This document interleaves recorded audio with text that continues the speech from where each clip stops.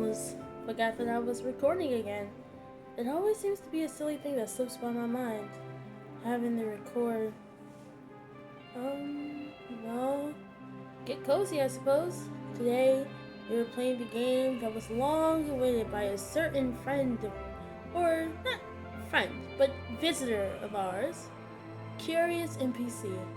Today, we are finally dipping our toes into the game, Our Life Now and Forever. Which, now that I think about it, I think the music is slightly louder than I am. Which is okay. It serves for a quiet ambiance. Our break is already on the way, so please get cozy. We have about 3 extra minutes, or I guess 4 extra minutes since the ad break warns us a minute in advance. So please get cozy. Grab your blanket, grab some snacks, grab whatever, as you witness Angel goes through some of the most frustration she'll go through in her life. Oh. Hi, Beast.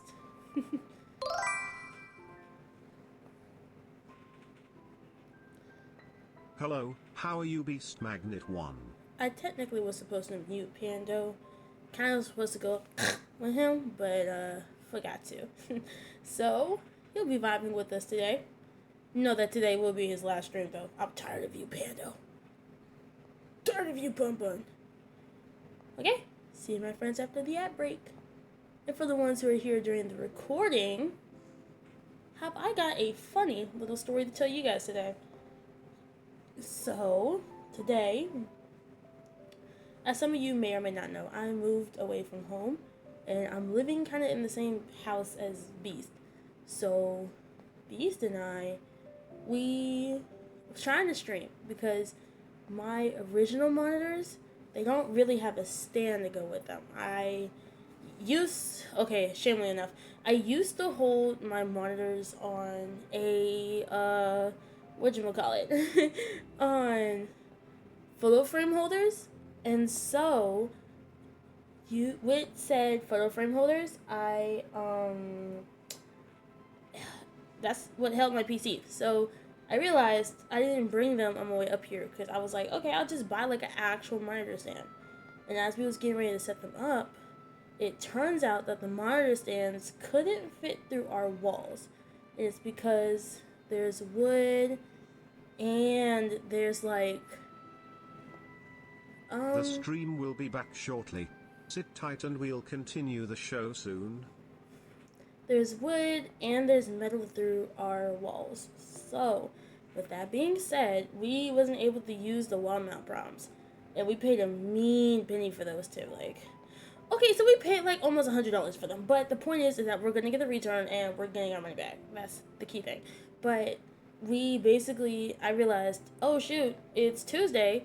I'm supposed to stream on Tuesdays. I forgot to set the alarm on my phone, which I will do that the moment stream ends. So, with that being said, I totally forgot that I was supposed to stream today, and I only remembered after the time I was supposed to be streaming. Whoopsie dipsies. So, now, we had to scramble basically to get the PC set up so I could at least stream something. And I knew that Curious was like, at some point, bro, you gotta play,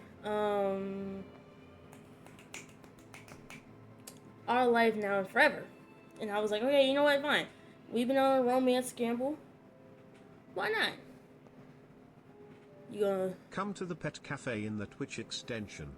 You can pet and play with me there. It'll be perfect. True. So... that's just kind of where we've been in the past couple of days. Or, when's the last time I streamed? Saturday? Bro, Saturday after that, okay, let me just update you guys. So, Saturday stream, I basically started streaming within a dog we basically low-key took in a dog, and I took no photos of said dog. But I can kind of explain how the dog looked like. It was like a Yorkie, like a medium-sized Yorkie, essentially. And the last, I want to say 20, maybe 30 minutes of that stream was just me being away to figure out if my neighbor wanted the dog or not. So, with that being said, it is a little weird how, that dog wound up being the key reason why I didn't stream until today. Well, technically, my stream schedule is supposed to be Tuesday, Thursday, and Saturday, but your girl's updating it to add Sundays in there now. So now it would be Sunday, Tuesday, Thursday, Saturday. So the weekends, you're going to give me twice. You're going to give me both Saturday and Sunday, which I will update my friends who are on the ads. Hi, community. If any of you were here during our ad break, just a mini update that Saturdays.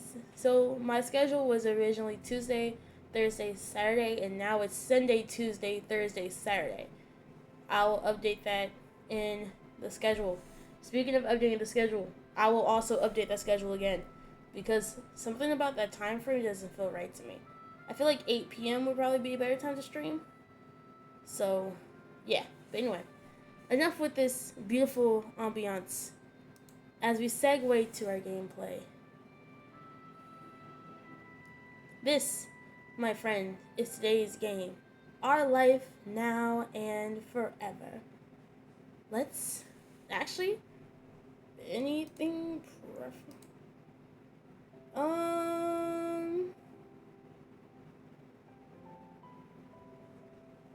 I think everything. Yeah, I'm about to say not quit. It would be the return button. Alright, let's get started. Welcome to the Our Life Now and Forever demo.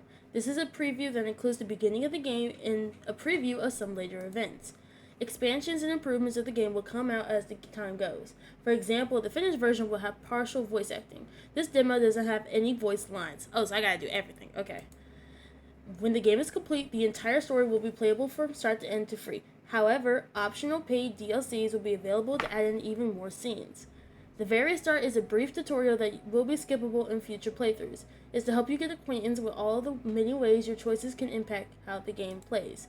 At any time, you can press the pref button from the left side of the screen to open up the settings page and make this experience more suitable for you. They're talking about this person. This is the pref button. You can change the text size, font style, sound volume levels, turn on light animation elements on and off, and other general options. The story of Our Life Now and Forever spans 12 years, with the character you play beginning as a 10-year-old child and ending as a 22-year-old adult. And between those points are two other life stages, 14-year-old adolescence and 18-year-old young adult. These time periods are referred to as steps 1 through 4. This demo contains the scenes from childhood and a brief look into adolescence. So we're looking at the entirety of step 1 and then a little bit of step 2. You'll be able to determine almost everything about the playable character. Name, appearance, personality, pronouns, skills, weakness, how they act, how they feel, and more. And all those details can be changed as you grow up over the course of the game. However, they won't be forgotten. Who are you and who you were is remembered by in the game, and the characters you meet. Choices you pick in step 1 can still be referenced all the way in step 4. It builds together. The goal of Our Life is to let you truly live your own unique life in the quaint mountain town of Golden Trove. But there are also two lead characters who will grow up beside your MC, Tamarak and Chew. I'm gonna say that correctly. Hold on. I'm looking it up.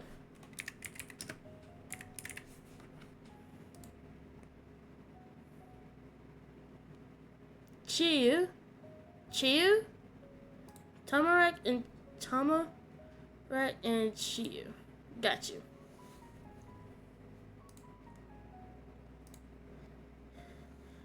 You'll have the option of being their friend, pursuing one romantically, or just having them be people you know, letting your connection change over time, and so on.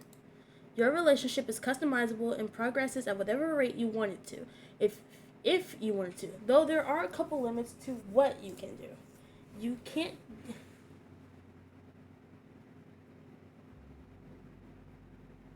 Dang. So we can't break up with one and date the other? What if I change my mind in the future? I don't know. I think that's a good thing though, to not promote cheating. Because I wouldn't want to date cheating in my.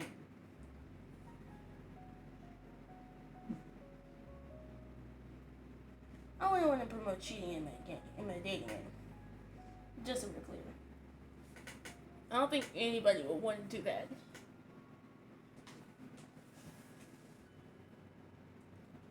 Alright, I'm going to read the line so we can actually continue.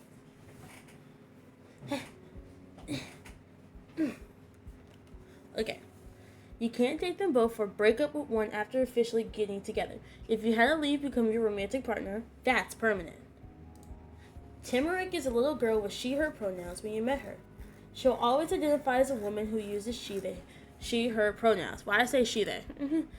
Chiyu begins the story as a little boy who has he/him pronouns, but questions their gender as the years go by. Chiyu will ultimately come out as gender fluid. Chiyu's pronouns are only they/them in step 2. They will use he/they in steps 3 and 4. Our life now and forever doesn't include the option to romance a strictly male identifying character. But we do have another game, Our Life Beginning in Always, if that's your preference. So this is for the girlies. See, because the last game, Cove, was strictly male the whole time. But this is the first game where they include a woman and a non-binary person. So that's cool. Or gender fluid, I meant. It's my fault. There will be other characters to interact with and befriend besides Tamarek and Chiyu, though these two will be the main focal points. How well you get along with the other kids, your teachers, your mom, and so on is still in your control. With those basics mentioned, the tutorial will move on to a new screen to now explain another major gameplay element. Ooh, the customization scheme. The first thing you'll do in Our Life Now and Forever is design the appearance and the basic details of your character. You'll be able to select the first name, last name, and add a nickname too. You can also give your MC their general size, choose their dominant hand, and so on. Dang, these are details! I don't think in the last game you could choose your dominant hand. The gender of the MC is customizable as well. That will be addressed more later. The remaining parts of this section are all the many ways you can edit the appearance of your character. A cute dress-up doll icon is included to give you an idea of what your playable character looks like. You can change every aspect of the doll, from the shape of the eyes, head, to the hairstyle, to the coloring of each element to what they wear. The customization can be extra unique by having the hair or the eyes be 2 different colors, tweaking the exact tint of the colors, flipping the direction of 2 elements, and more. There'll even be one special tint that allows you to exactly match the hair and or eye color of your biological mom in the story. Or you can pick the preset options if you're happy with them or want to get to the customization faster. You can even randomize the MC and go with what chance gives. What you choose will be preference in the script, and the icon image you put together will appear on the text box when your character speaks, unless you turn that element off. The game has a first-person perspective, so you don't see your MC standing alongside the non-playable characters in the normal character sprite style. Wow, I just yanked the mess out of my headphones. This first round of designing will set some important basics, like eye color and skin tone, that will never change for the rest of the story, but almost everything else can be altered eventually. You will get the option to use the screen to re-customize your MC significantly at the start of each step. You'll be able to change your first name, nickname, pronouns, hairstyle, what they wear, or add scars, etc. if you want.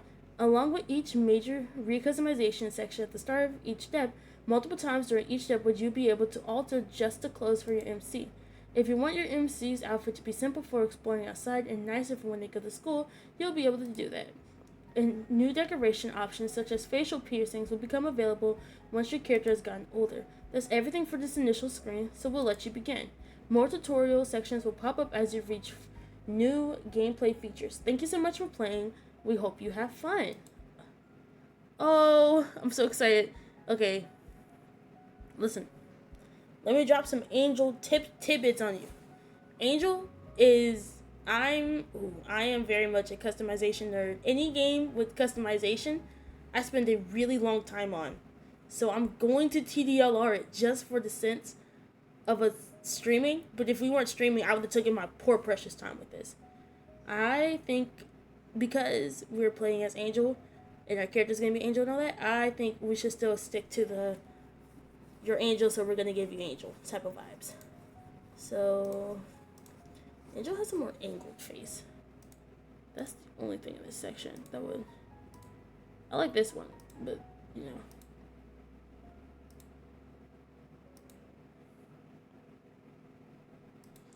Angel has more of this face. Eyes. If we're referencing her actual eyes, it would be this one. Whoa, okay. Oh, right, this is the front. Okay. Angel's avatar has bangs kind of like this, I'm not gonna lie. This is the front. But let's look at the other styles. Okay. Oh, you can even flip it. If the hair allows you to flip. This would be cute because of the dongo looking things, but I think we're gonna go back to this one. And change as we go, kinda.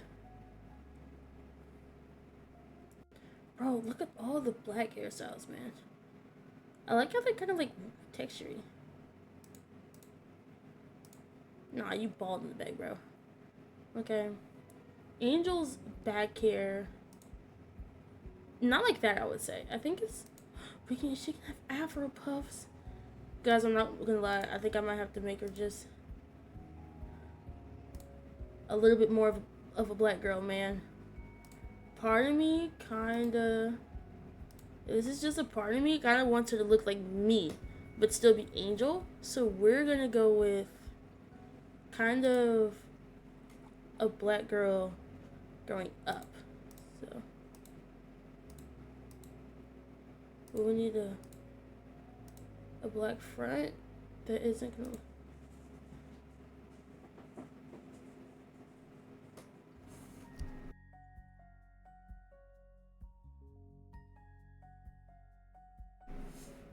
Alright. Ooh, they even got dreads. I don't know. I think personally, it would either be this one. Bro, mad rocking this good as a kid. This would make so much sense. Oh my god, this is so cute. Okay, we're gonna stick with that. Oh my god. Where... What's this? Oh my god, this is where you change the color. I'm such a dummy. I didn't even see that. It's like... You can even starve this heterochromia. Okay, well, because we're following the perspective of Angel, there is no heterochromia. I probably would just use that, but I'm extra, so I'm choosing not to use that. Actually, I'm too lazy to reach any device that actually has the color palette saved, so we're going to be lazy and just let the game choose.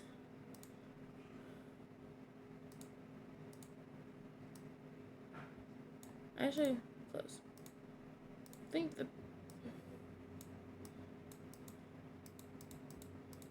It's not exactly lighter. I think it's the saturation.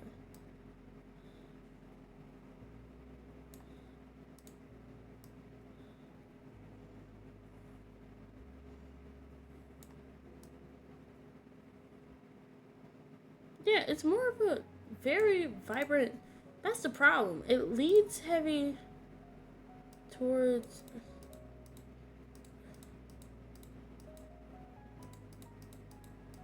towards a very light, like... Bruh, we're just gonna stick with pink. Not even over exaggerated.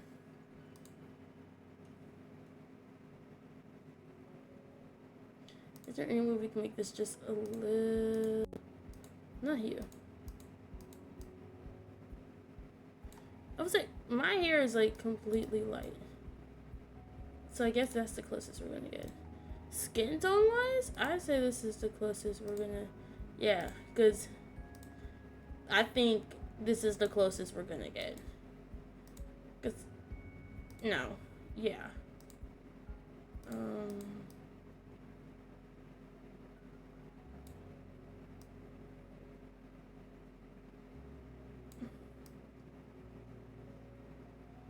Definitely warmer. Wash is kind of starting to look like a black Trump. Let me stop fiddling with it. Just roll with it. Oh my lord. Are these all the hair options? I think so.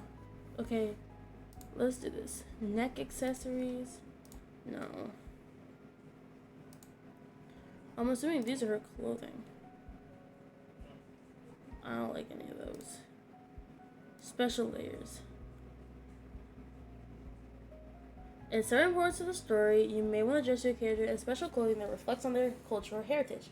This demo doesn't include such a moment, but you can still take a look at what options are currently available. More clothing options as well as information on currently available options will be added in the future. Keep an eye out for updates. Okay? Oh, so this isn't like... Yeah, I don't think anything... Yeah, no. I knew nothing over here. I'm not any of those... Yeah. I would say anything over here is not my race, so I'm gonna stay in my lane. Oh, she wear a hoodie though.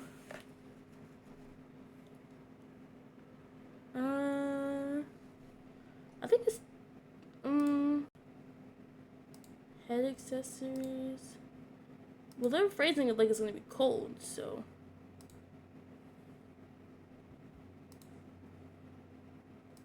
Okay, bonnet.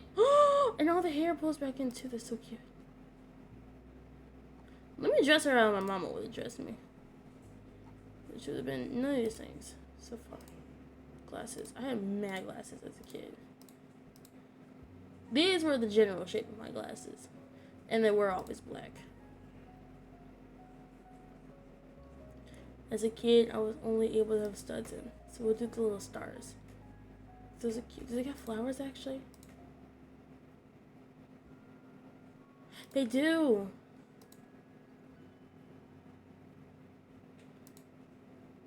Oh, that's so cute. We're gonna let the flowers be pink. I think that would be a cute touch. Yawns snores softly. Oh, whatever. You're a hater. I always get scratched up on my face, on my neck, my arms. Those were always where I would get scratched up as a kid. Okay, clothes. Underlayers wise, I think. Okay, if I was younger Angel, what did I wear as a kid? Younger Angel was a huge... I wasn't a hoodie girl, but I definitely was a t-shirt and like a skirt girl. We're gonna rock the t-shirt. And of course, because it was me, it was pink. My overlayers... Let's do like a hoodie. Well, wait. Now that I really think about it, younger me did not have earrings because younger me's ears actually keloid as a kid, so she couldn't even have earrings in. Head accessories, however, I'm still doing this because it's so cute. And it's probably something my mom would have done. We're gonna make it like a color that would pop out, so maybe blue or green. Green would look nice. That's a cute green. We're gonna leave it. We're gonna do the overlayer and make that one pink. Blue. Green. Green. I did not wear green this much as a kid. Let's go ahead and take this off. We'll stick with the pink shirt. Because it probably would have been like a pink and green shirt. We're doing too much. Scars. Let's see. Yeah. None of these scars easily reflected except the next scar. Birthmarks. My birthmarks are on my stomach and on my arm. So, not me. I don't have vitiligo. Moles, however, my... growing up, where was my first mole? My first mole was actually on my shoulder. My next mole showed up on my arm. But I would say it's technically my neck. So we can say, let's do like right here, because that's in close relevance. We already got too much going on with the neck. Other. Ooh, freckles. Bruh. It's gotta be relatively realistic. And I already got the mole going for me. I lied. Mad freckles, bruh. I'm gonna full screen this. Because yeah. Oh, that's not the right.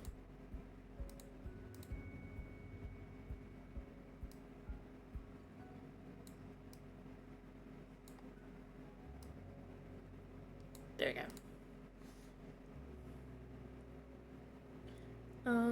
Alright. I think we're cool to turn the page.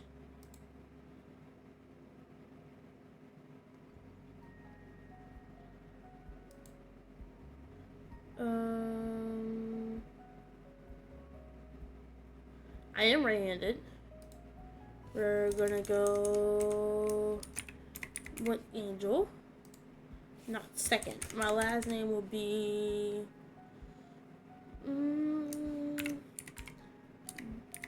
Bunsworth. No, what happened? Oh, I gotta do it all over again. Oh, great. We gotta do that all over again. Okay, let's just speed run through it. I remember mostly everything. No, we chose this. And then we chose this. We decided to make it yellow. But we decided to like amp up the hue a little. And it was a little bit lighter. Actually, everything was amped up. Hair-wise, I think that's everything. Accessories for underlayers, we had the shirt, and the shirt was pink. We didn't have a special layer over overlayer. We did have a head accessory. The head accessory was green.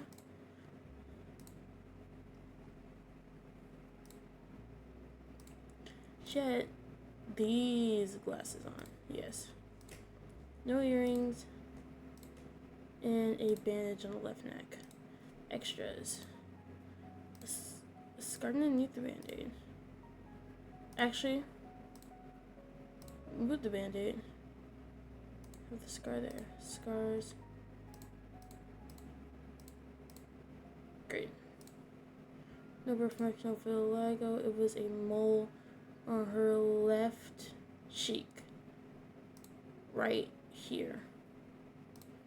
And then others, we had freckles. Great. I'd say it looks relatively close to the angel. Angel Bunsworth. And my nickname will be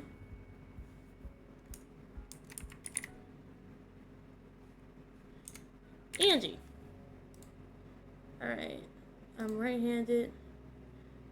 Height-wise, I was tall for a kid, but I think I'm still technically average.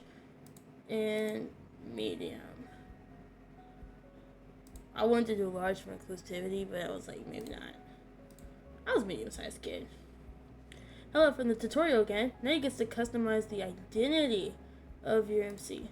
Like the MC's appearance, you can make this aspect of your character as personalized as you want or not to use. Want to make to use more of the character-specific elements. Determine the gender the MC was assigned at birth, what pronouns they'll use, and if they use multiple pronouns, adding in your own customizing pronoun, selecting which gender term they are comfortable with, and such can all be up to you. You can also change everything except your assigned gender at birth at the start of every new step. If you want to begin with one identity and have your MC go through tradition as they're older, that's completely doable. Feel free to select whatever is most comfortable at the stage of the story. We'll start by going by she, her, because at 10. Yeah, I say that work. We'll be female and then female at birth.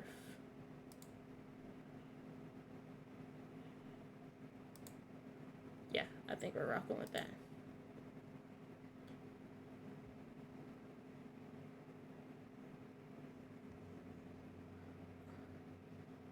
Honorific, I think Miss Angel Bunsworth is okay.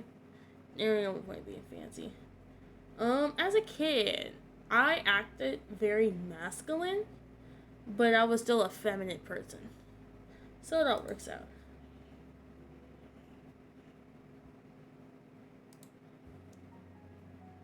3 different hair textures and 6 skin tones. You could.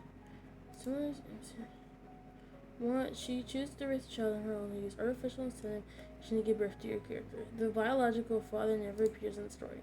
So if your character happens to look nothing like your mom, it can be assumed to take after the off-screen father instead. You can also get to choose what term you want your character referred by. Currently, it must be a title in order to make sense in the script. If you enter in her first name, the phrasing won't make sense. Later builds of the game may be suited for calling her by her name instead of a title. You will also be able to change the title you use for her at the start of every new step. Her skin tone and hair texture will remain constant for the rest of the game. We'll let her have curly hair. My skin tone. Let's see. Mom, mummy, mama. Which one do I call my mom the most? I call my mom mommy. Plus I'm 10? Yeah, 10 I was calling my mom mommy like crazy, bro. Yeah, we'll stick with mommy. And we got a last bit of customization before the story begins. Your interface display style. First, there's your sticker. A sticker is just a charming little image that appears in certain scene graphics such as the choice menu and most importantly, save files. Oh yeah, we gotta save, bro. You can easily track different playthroughs using the different stickers. And your sticker can change whether you want it to be the info button by clicking the info button on the sidebar and going to your details page. One example to use it would be if you have a playthrough you're enjoying, but in step 2, you're not sure if you want to romantically pursue Tamarek or... Hi, Beast. Thank you for letting me know. Magnet 1 redeemed lurking for 5. Thank you for letting me know you're lurking, big bro. You could take the same name file, change the sticker, and make another save. One version of the story with the sticker can have you dating Tamara, while the other sticker is a separate story with Chuyu. That's what I might do, honestly. Finally, there are 2 different textbook styles to choose from. A traditional, more visual arrangement with the box always along the bottom of the screen, or a more comic book style where the speech bubbles are positioned next to the one talking and at the bottom of the screen where there's narration. You can switch between them at any time on the prep screen. If the button simple textbook is highlighted, you will have the visual novel style. You click it to highlight that for the comic book style. By default, both text box styles will have the icon to show who's speaking. Those can be turned on or off through your preference settings as well. Thank you for reading the beginning tutorial. Ooh, which sticker do I like the most? I am feeling towards the chat. Which one you guys like? Personally, I'm weaving towards the mushroom, the butterfly. This is a feather down here, just letting you know. The little heart right here, the jam, and the moon. The crystal too. Which one do you guys like? Personally, I might pick the butterfly.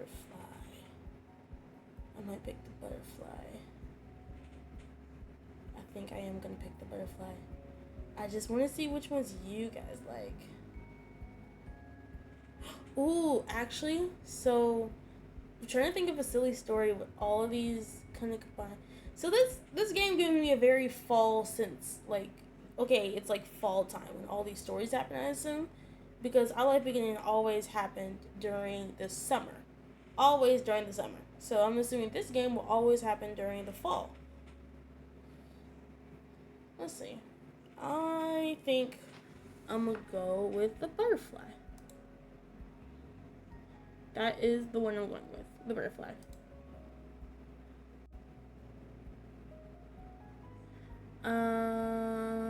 I actually want to do this one. My icon with, yeah. Okay. He he he. What do you mean he he he? What do you mean he, bro? Okay.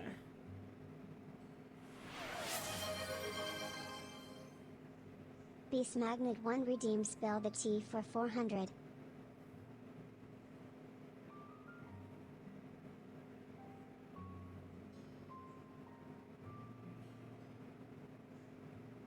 Really?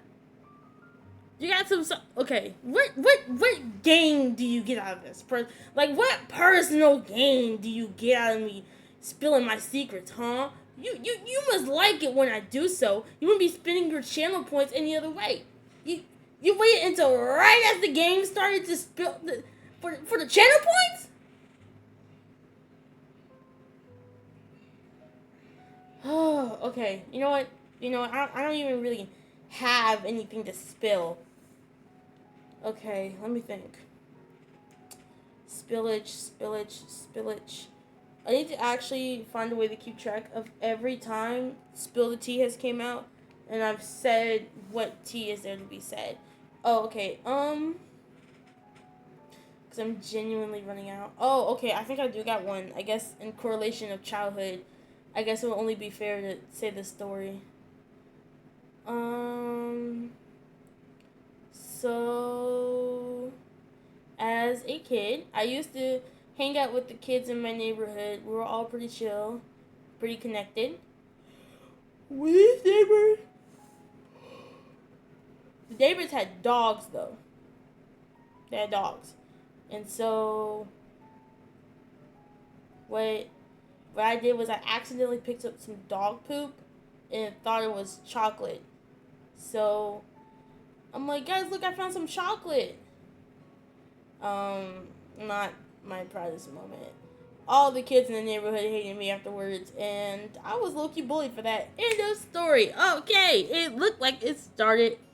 Looked like fall in Golden Grove. That's exactly what we're doing. It looks like fall, guys. Don't you see the beautiful fall leaves?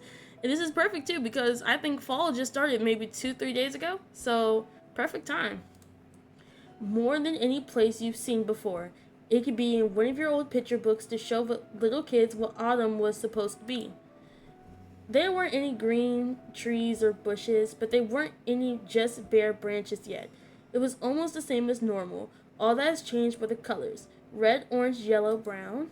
Even the sky above your head seemed different than it did in summer. It wasn't as bright either, though it could have been tired from sparkling this late in the year. Or it was even further away from you now that you were in this place. The plants in the sky didn't get this way where you lived, where you used to live. Your thoughts continued to jump around as you stood there in the big circle street at the end of the road. This music makes me a little sleepy. It was a weird path to you. It couldn't take you ahead or to the sides or anywhere else just like most streets you've gone down. This one only came right here with those big houses. And the view in front of you was something you've only ever seen in photos before from stapled together papers that advertised the middle house being for sale. Okay, so the house in the middle, this house is our house, the yellowish one. I'm gonna have to remember that. It had been a picture book to you until this day. Now you knew that it felt like fall here too, because it was cold outside. Chilly enough that you sometimes held your eyes closed for a few moments longer than usual to try to keep your eyeballs from feeling like they were going to freeze inside your head. This was a real place. The icy air surrounding you said, and you were really in it. And it was where you were going to stay. That was new. Your mommy and you had lived in apartments before, and never for very long each time. That was until she got a big job in this not that big town and bought a big house. You wouldn't be going anywhere else for a long time. Now in that moment, you couldn't imagine being here forever. Now? Forever? I'm stupid, bro. But that's just the way it was. The old tin house at the very end of the long round road was now your house, standing there tall with two others at its side. Those buildings were homes too, with their own people living inside. And those people in those ancient houses were going to be your neighbors. Ooh. It seemed okay to you. You felt kind of mixed up inside. You were super excited about everything happening. You were mad. There wasn't much you felt about that. It made you all sad. You felt scared. You thought this would be something, really be something you thought. How much worse can it be than what it was like before? Maybe coming here had given you hope. Maybe your future would be good. I think I would be excited and kind of mixed up at the same time. I don't know. I feel like if I were to move. Wait, I just moved. How did I feel when I moved? I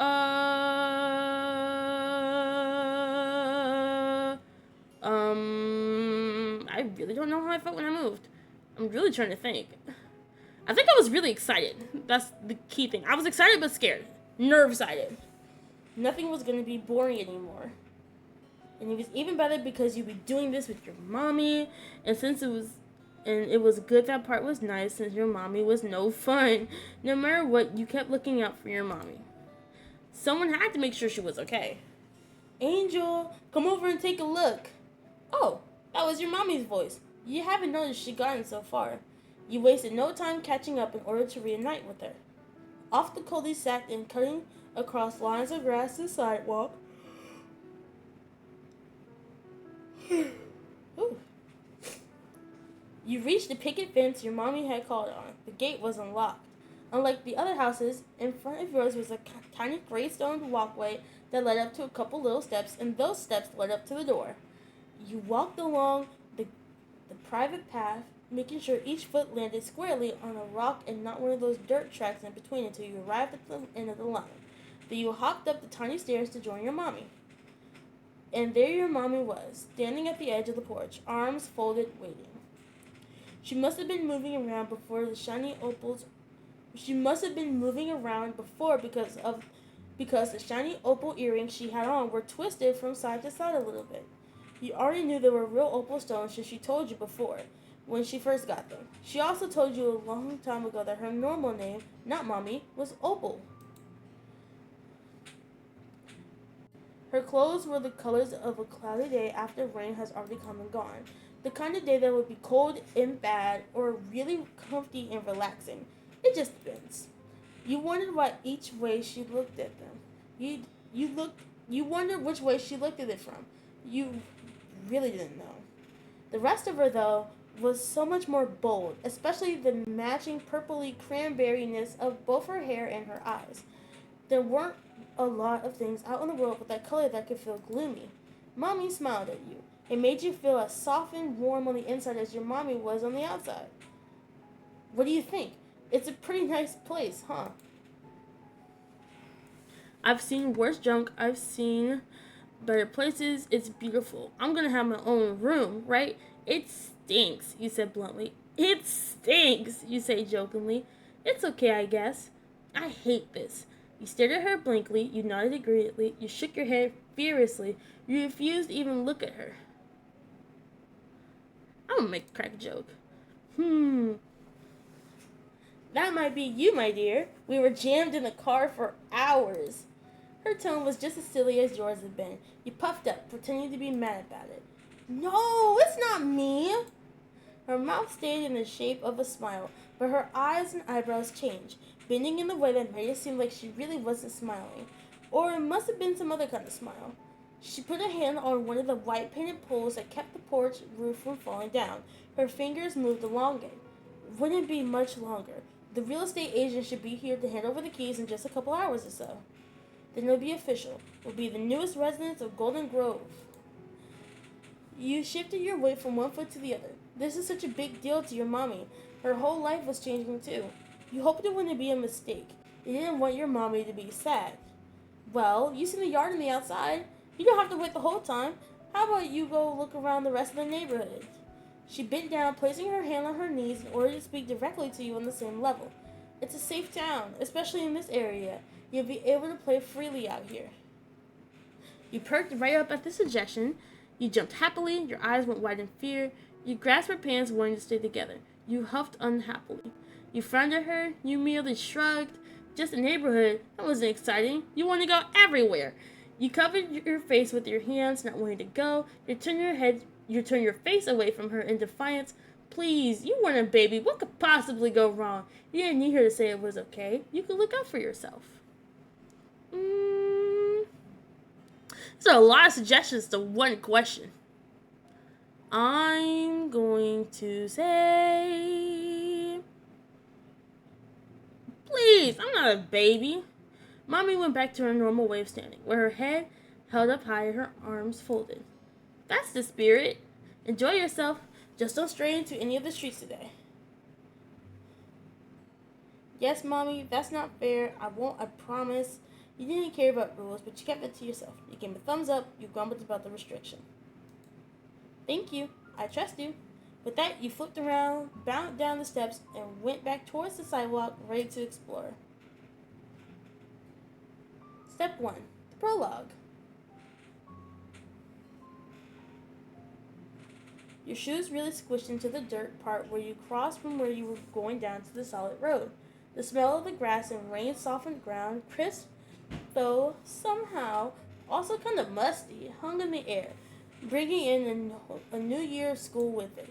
You were going to be a 5th grader. It would be completely different from being a 4th grader, and not just because you'll be attending a new school. You'll be in the highest grade of the place. Maybe that's why your mommy was so sure you could do this by yourself. You were growing up. It felt good knowing that there were more and more out there you'll be able to explore on your own. Then, before you took one more step, there was a faint tap against your shoulder. It was barely stronger than the wind, but it was definitely something, and it was completely out of nowhere. You wondered what it was. You jumped straight in the air out of shock. Both your fists went up defensively. You screamed. You rubbed your shoulder, feeling annoyed that whatever it was a ghost you detected. I wonder, if it was me personally, I would have wondered what that was. It was kind of weird. You slowly glanced down from the right and the left, trying to get an idea of where the poke could have came from.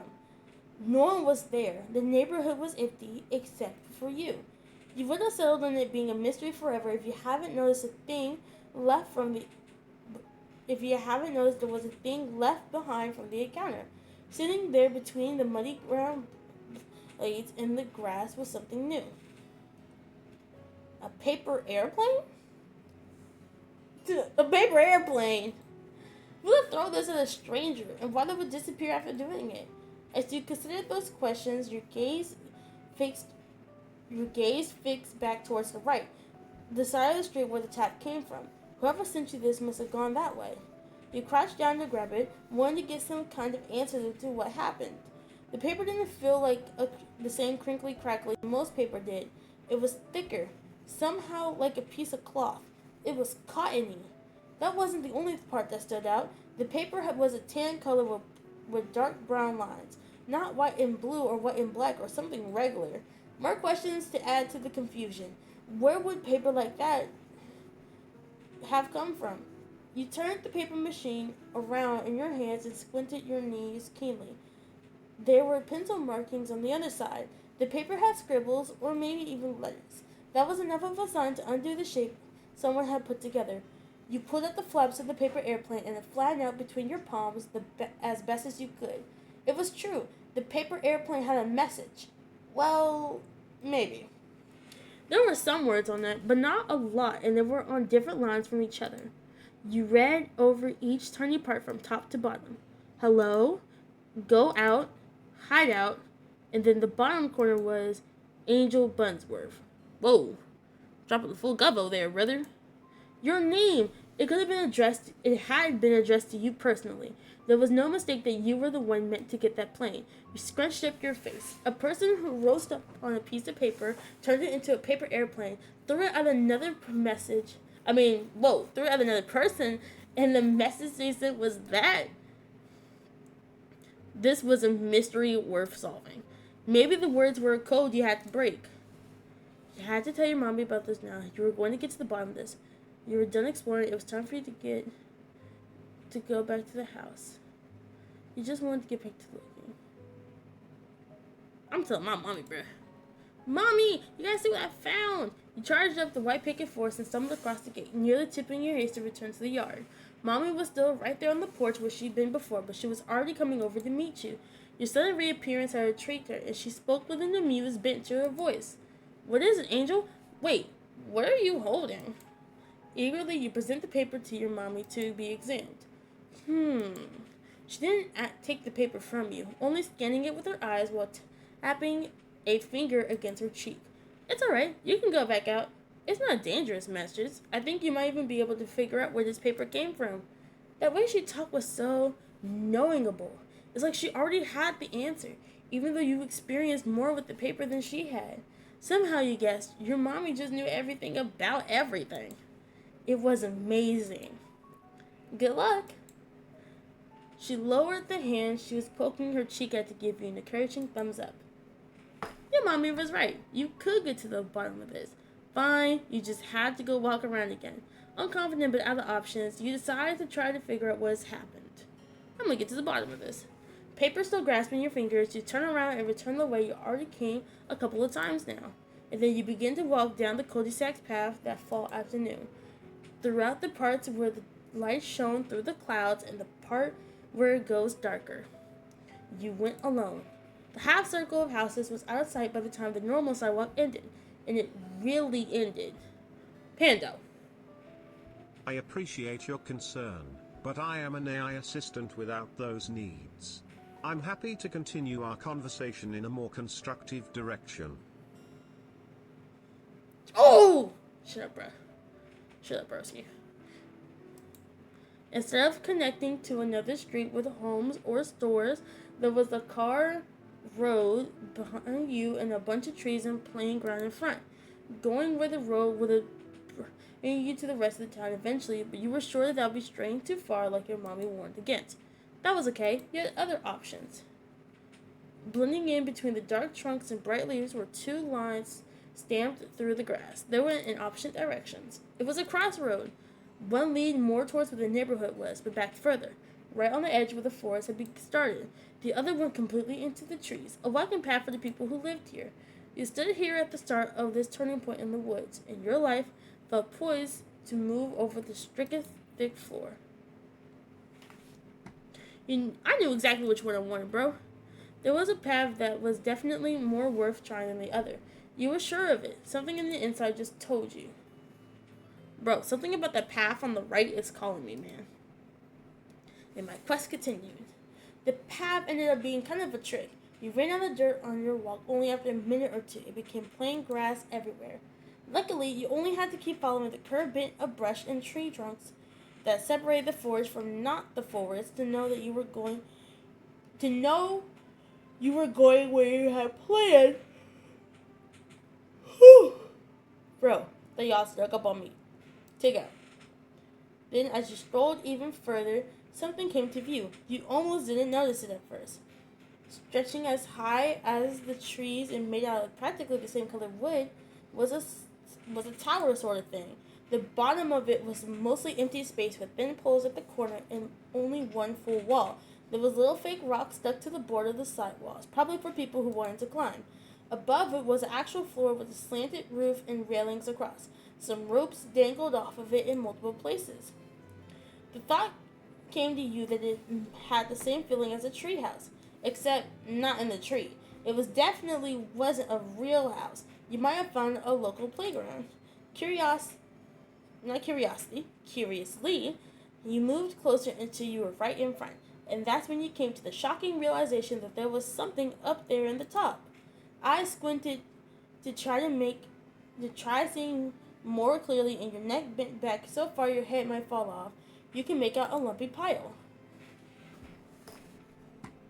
You stood there looking, you shouted out, you kicked the base of the tower, you gave the base of the tower a sweet kick, you gave the base of the tower a good shake with both hands, you grabbed onto the part sticking out to try to climb up there. I shouted out, "Hey, is something in there?" The sudden noise of a clattering ruckus from inside the fort made you flinch in place. It was a scrambling, thudding noise that you knew came from movement. The lump stood up, stopped being just a lump. It shot up, bent right over the railing, peered down, and saw you. Oh, Chew! There was a kid. Wondered who they were. That's all you could wonder. You couldn't look away from their eyes. They were really deep brown. They had a pointy hairline, you know this? You liked the fluffy hooded coat they had on. That was the prettiest person you could have ever seen. I'm just notice the eyes. The silent standoff of surprise played out between you and the stranger. Then, all together, one half of their mouth, one of their eyebrows, and one of their hands shifted upwards. That lopsided pose they had and the fact that they were on top of a tower made them seem pretty in charge here. Who are you? Why are you in my backyard? Oh, they were in charge here. I'm Angel. I didn't know this was your backyard. I couldn't tell. Sorry. I'm looking for something. Who are you? Hi. Your backyard? There's no fence or anything. You said absolutely nothing. Your mouth opened and closed soundlessly. You couldn't explain yourself. You were too nervous to speak. You didn't want to have to do this. You didn't want to have done this. You hadn't known. I'm looking for something. Somehow they twisted their smile and leaned over the railing even more than before. Yeah? What you looking for?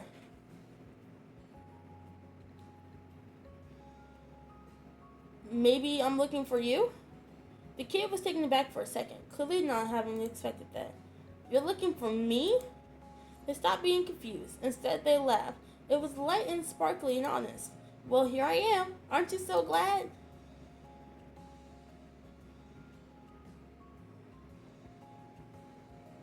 Yeah.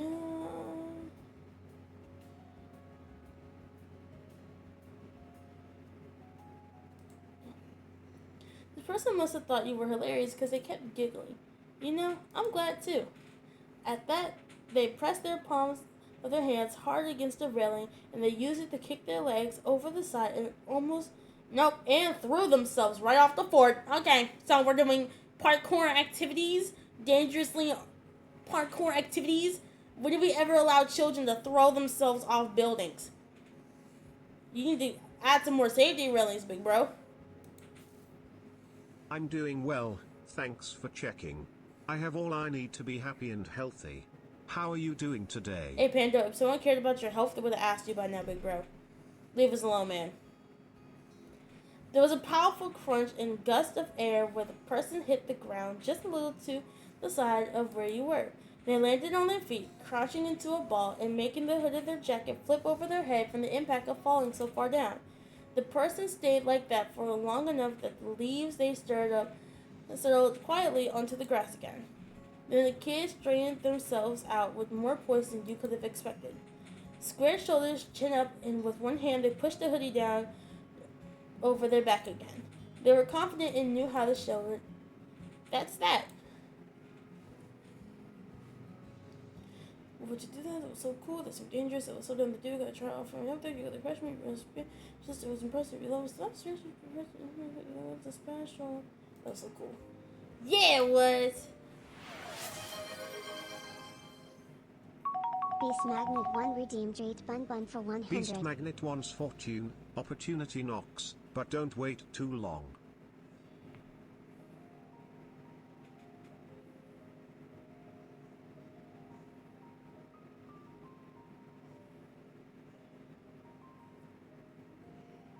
Okay. Tree Bun Bun. You can do it. You got that. Tree Bun Bun. Shoot. Cut me off. They took hold of one of the open sides of their jacket and flapped them out, shaking off bits of sticks and whatever else that got on it when they collided with the dirt. Anyways, they shifted their head around to get their hair back on their shoulders the way it was before, then jabbed a finger through their chest. I'm Mr. Jiulin. Qiunlin. It means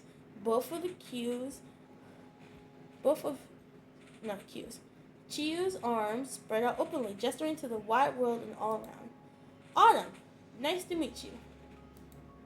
What's your name?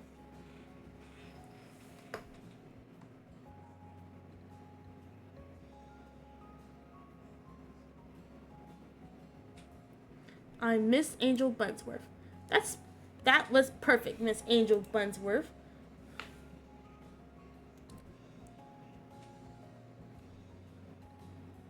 Oh, but people should call me Angel. Only my mommy uses my name. People sometimes call me Angie, except my mommy. Oh, but my friends always call me Angel. Okay, here. Cool. I got a nickname too. It's Autumn, because like I said, that's what my name means. You can use it if you wanna. Alright. Wait, and also, how old are you? We seem pretty similar to me. 10 whole years. Double digits. Oh, we have an ad coming up in a minute. I knew it was coming up soon, bro. I haven't been keeping track of time. This game has been fun. Chiyu slapped his fingerless gloved hands against the front of his chest to show you just how taken aback he was. Whoa, so am I! Nobody else close by. He was exactly 10 before, but now there's you. And you're going to be growing up someday, and I'm going to grow up too, but that's never going to stop us from being the same age. Cool. Yeah, this is great. Okay, even if we're the same age, I still look older than you. You still look older than I do. Yeah, this is great. More 10-year-olds were better than less. But the talk you were having ended with a clear clap from Chiyu to bring it to a close. Now that we're people who know each other, I still want to hear about what you're doing. We're going to hold there until the people come back from the ad break. So, see you guys after the ad break for my friends who are on the ad break. Now, that the people at the ad break is gone, let me tell you something, Chad. Hi. Can I sing for you guys? Is that okay? I'm your nasty dancer. Dancer for money. Do what you want me to do. What's that one song? Everybody's sweet sipping. Y'all see that, like, TikTok with the, I don't know what race kids they are, but they're kids and they're doing like that little bunny dance, like the bro. If I could show you it, it's not hypnotized my mind, but it's up in there. You wanna know what else has been taking over my mind recently? That mochi making thing. You know, the Yusho, hi, hi, hi, Yusho, hi, hi, hi, Yusho. You know, that The thing. stream will resume shortly. Sit tight, we'll be back soon. I was laying in the bed, and Beast was there too. And I was like, hold on, Beast, I'm gonna do something real quick. He's like, okay. And I grabbed, like, a fork out of my, like, out to eat utensils, because I hate using like metal, so I use plasticware all the time. And I grabbed the fork and I hit his stomach, and I'm like, you show. And I like rubbed his stomach. It was like the hi. And at this point, I don't know if he's sick of it or not, because I've been doing it all the time, but he's just gonna have to live with it, because it's kind of funny. It's that one. Oh my god. What's the other one? I swear to god, there's more. It's the Loaf of Bread guy. You know the dude who acts like Hugh Jackman and he's just singing, Loaf of bread, got a loaf of bread. I don't know. It's so stupid too, because I'm like, why is this the junk that gets stuck in my head? What else? Oh, on topic. Ooh, no. We don't talk about that in this chat. Can't talk about that. What? I'm trying to think. What can we talk about? EU show. Hi, yi. EU show. Hi, yi. EU show. Hi, yi. EU show.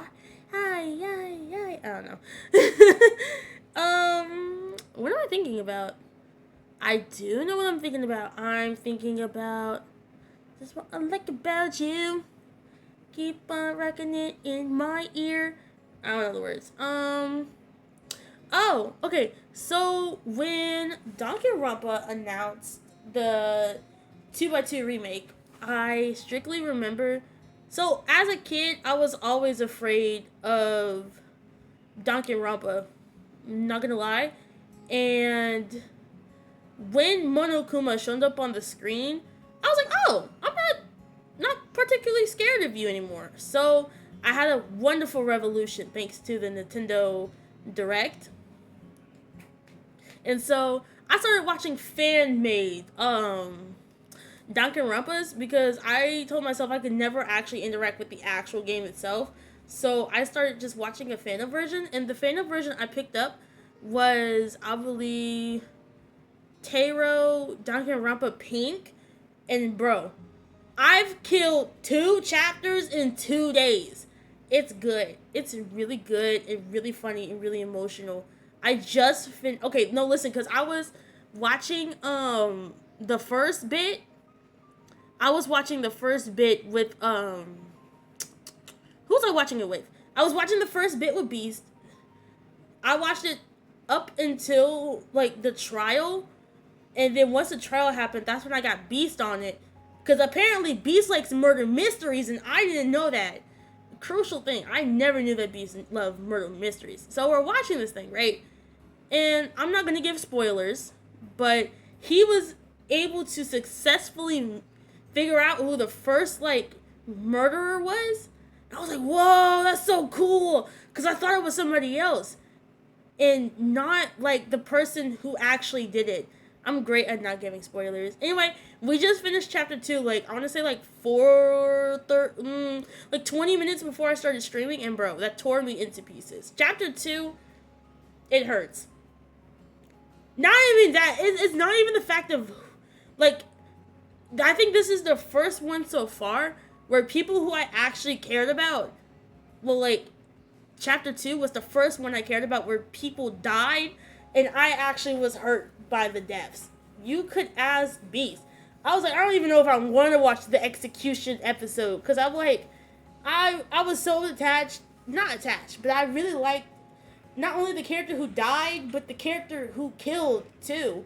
So I was really frustrated when I figured out that both of them were just dead so early on. I'm rooting for, since we're in, don't give me no spoilers, but we are planning to watch chapter 3 with you guys, so hopefully that actually goes with ease. But what I was gonna say,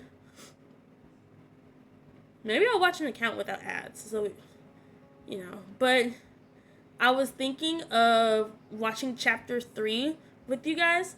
That would be really, really cool. Kind of a live reaction, and then seeing, like, the end result, if that makes sense. Bro, they're ugly. They cry so ugly in that series, though. But the VAs do a great job. Okay, I'm just rambling, so now we're gonna... Actually, I should have did this earlier. I'm really freaking thirsty. I'm gonna grab me a drink real quick. BRB. I was supposed to do that during the... I'm such a loser, bro. I was supposed to do that during the ads, and then I just literally forgot, so... Let me go do that real quick. Yeah. BRBs.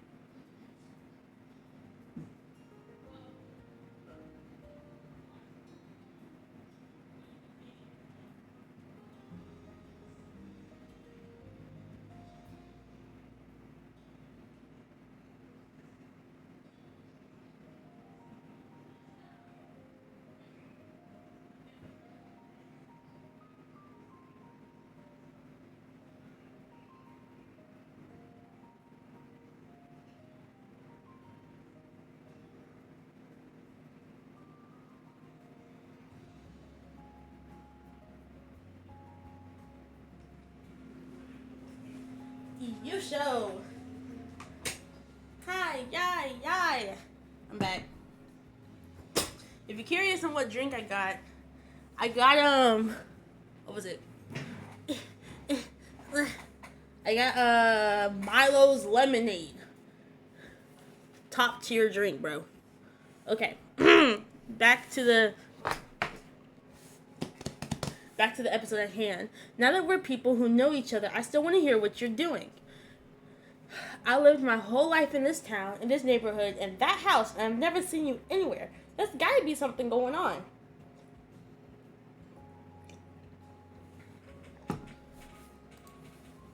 Well, you reached right into your pocket and presented the mystery paper to Chiyu, wanting your own explanation. But before you had said anything, Chiyu wheezed with a tight grimace.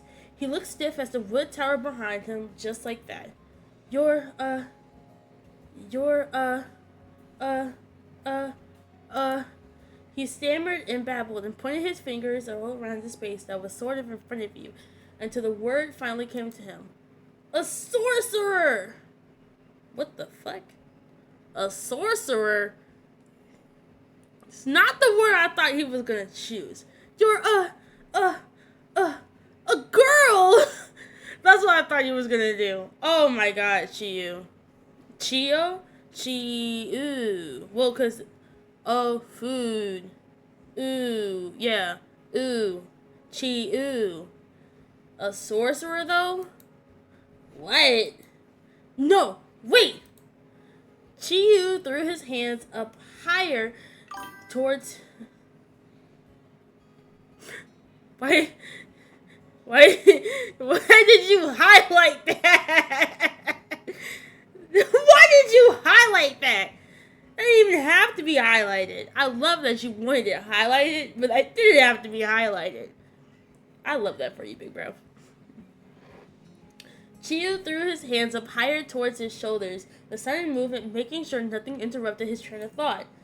You're a thief! That's why you're here, to rob my house! That's right, I'm gonna steal all your stuff. No, you were right before. I'm magic. I'm a sorcerer and a thief. I'm not a sorcerer or a thief. That makes no sense. Why do you sound excited about that? You think I'm gonna rob you? You don't know what to say. Why would I let you know if I was here if I was gonna steal things?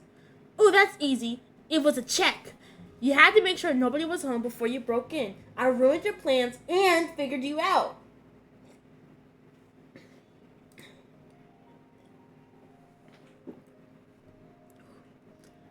Do you really think I'm a robber?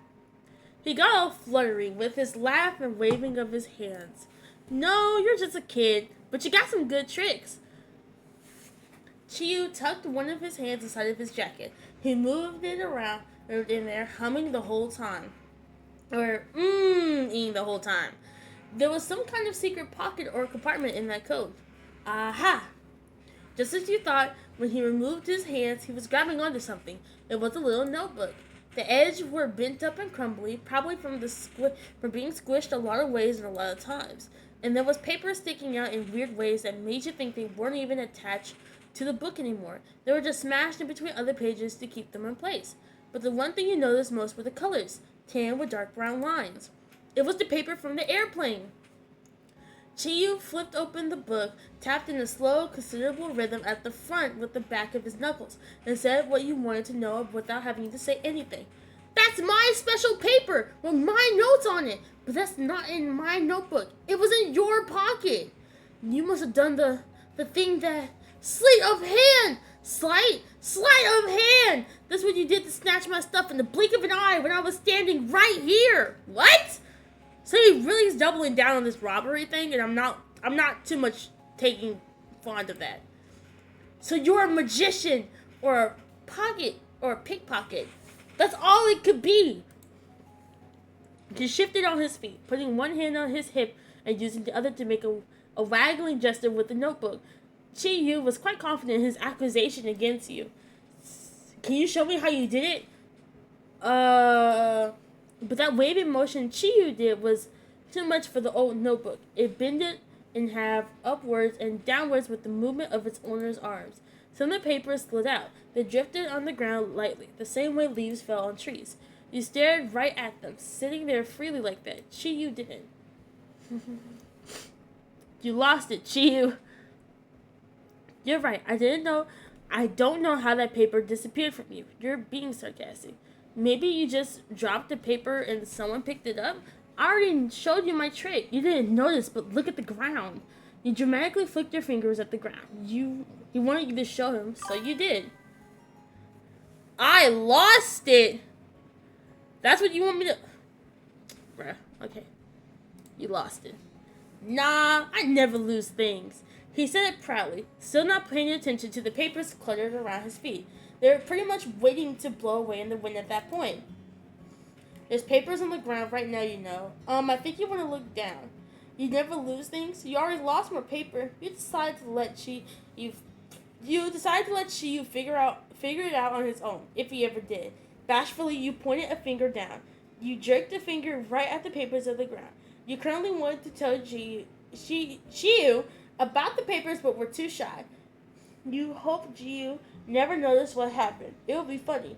You hoped Shiyu never noticed what happened. I'm gonna jerk a finger to the ground. Jiyu's eyes widened. He lifted the notebook over his head and twisted his feet outwards more to fully clear his view of the grass below. Finally, he spotted the missing pages. Whoa, thanks!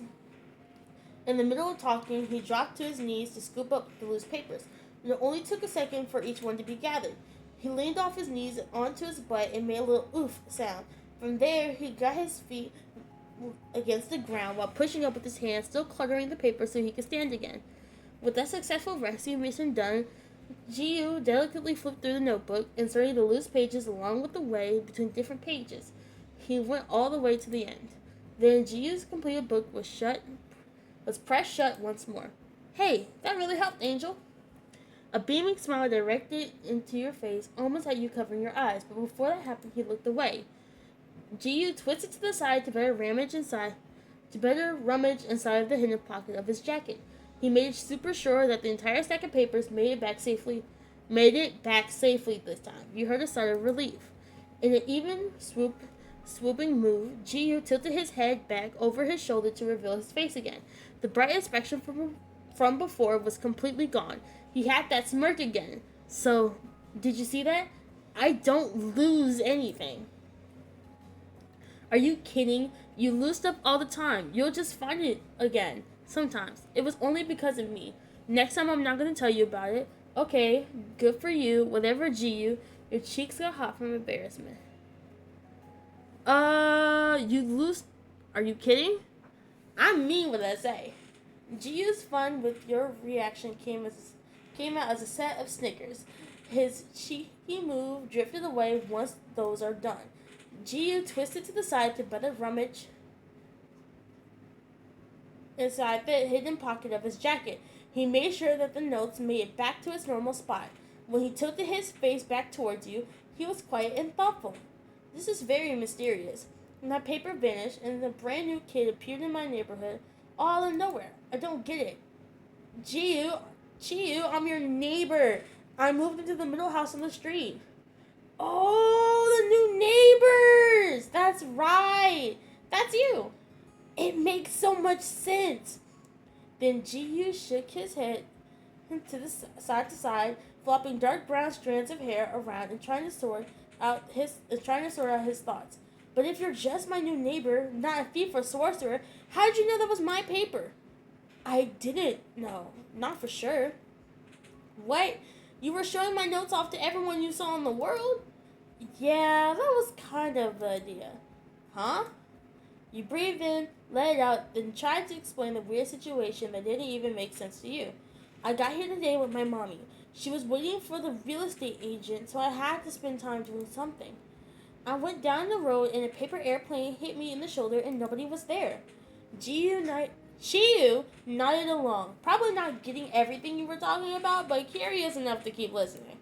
I picked it up and opened the airplane and saw the message written within. I thought the person throwing the plane was trying to give me a message. I've been looking for whoever did it since. When I met you, I had to check if you were the one that did it. You went over the steps that led you to this point as best as you could, and Chiyu joined in with the conclusion. It wasn't me who made any airplane, but the pages and things on it aren't mine. He put his hand on his hips as he thought hard about the info he learned from you. That means someone else somehow got a piece of paper from my notebook and used that to make the plane, and they chucked at you for some crazy reason. I guess so, but if you're the one who wrote it, How did you know my name? That was on the note. And what were those other words supposed to mean? Hello? Go out? Hide out? Angel Bunsworth? It doesn't make any sense. Oh! Gio cracked a smile and flickered out his arms to start his own explanation. That's just stuff I was gonna do. Counting 1, 2, 3 on his fingers, Chiyu listed off each part of the letter simply. Hello, say hi to people, go around, go out, visit the town or another neighborhood or whatever. Hideout means go to my hideout. Chiyu stopped the countdown to pat the sturdy wooden wall behind him with pride. Right here.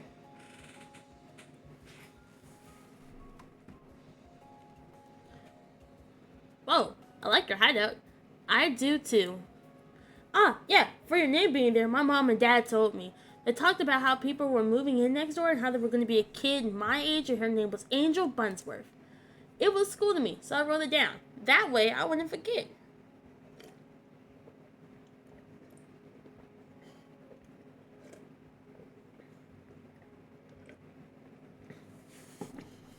Sorry, I had to lubricate the throat.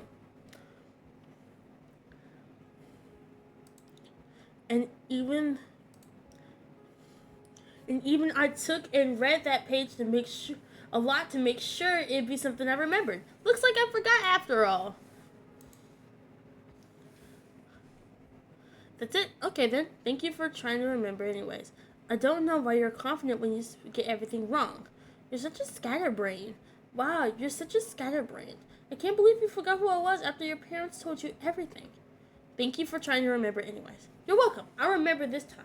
Definitely. I'm going to stick with you now. Whoever took my paper is still out there and you were the target.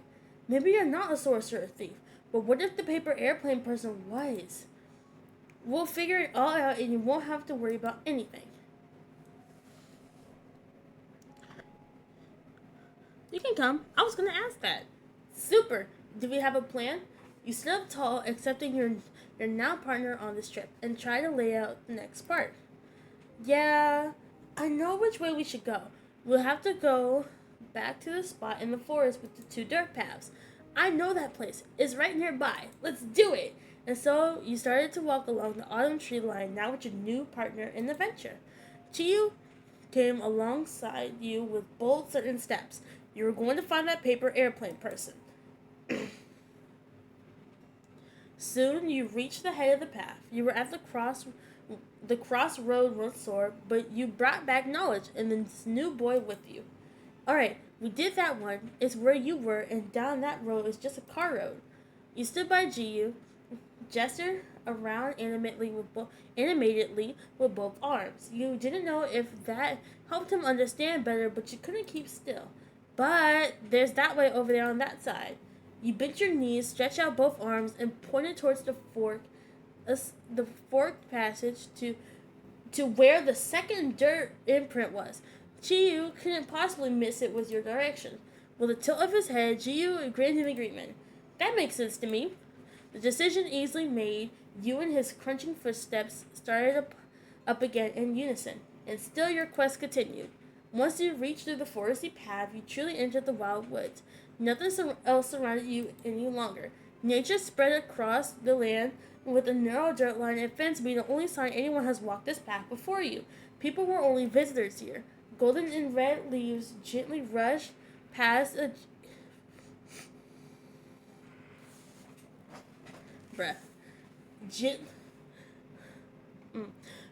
Golden and red leaves gently rested against each other in thick clumps with each tree branch flowing in the others nearby.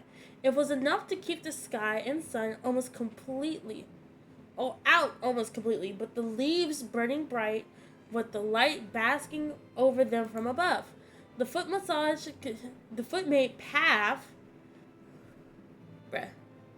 continued to twist around. I'm an AI assistant. I don't experience emotions or physical needs. I'm functioning properly and don't require any attention or food. Let me know if I can assist you with anything else.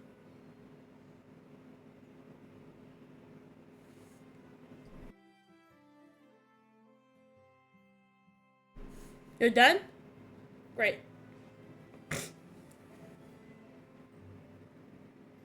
Huh. The foot massage may continue to twist upon higher into the mountains, further than you ever see. You were sort of amazed. It was nice. You felt uneasy. You preferred the neighborhood over the woods. It was dirty and icky. This is your kind of place. Your curiosity was piqued. It was so boring. It was a creepy place. Awesome. You regret coming here. The forest was frightening. It was nice. With your wide, wondrous gaze through every which way, you let yourself flow deeper into the thicket. Chi watched your face. Your good mood was enough to rub off on him. I hang out in the neighborhood or the other parts of town most of the time, but the woods can be cool too. Really? Why don't you visit more often? It's right by your house. I lived here forever. Every day of my whole life. Stuff's always going on with people in the neighborhood and in town. The forest is the same when you come back. Trees, bushes, some birds. It's kind of weird when you think about it. Besides, your paintings look different when the seasons change. It's like time doesn't exist here. Casually, Chiyu lifted his hand from his sides, only to gesture them downwards to the forest floor. And hey, this path we're walking on has always been here, even before I was born. He strolled again, kicking at a little piece of rock on the road and looking straight ahead. It's probably been around as this place been Golden Grove or longer. For a second, he was thinking so hard, the smile he almost always had went away. This something made him chuckle, and he pointed over the side. But that fence is kind of new. I remember there just being dirt when I was little. That's the only thing that's ever gone different out here. Wow. The quiet bubble that existed here in the forest, away from the town, popped from a sudden unnatural clatter. You stopped. It was whooshing, tumbling, and stirring up the leaves, like something had crashed into them. You and Chiyu shared a look, both checking that the other heard it too. That wasn't me, and that wasn't you either. Yeah, you knew for sure that it wasn't the wind. It's never the wind. It had to have been an animal or a person, and it came from right over there. That thrilled Chiyu. His voice shrunk from an easy whisper. It could be them, the mystery airplane sender. Let's go before they get away.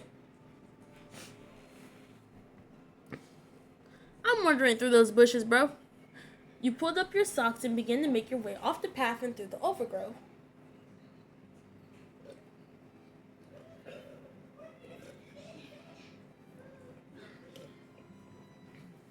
This was like a very long prologue, my dude.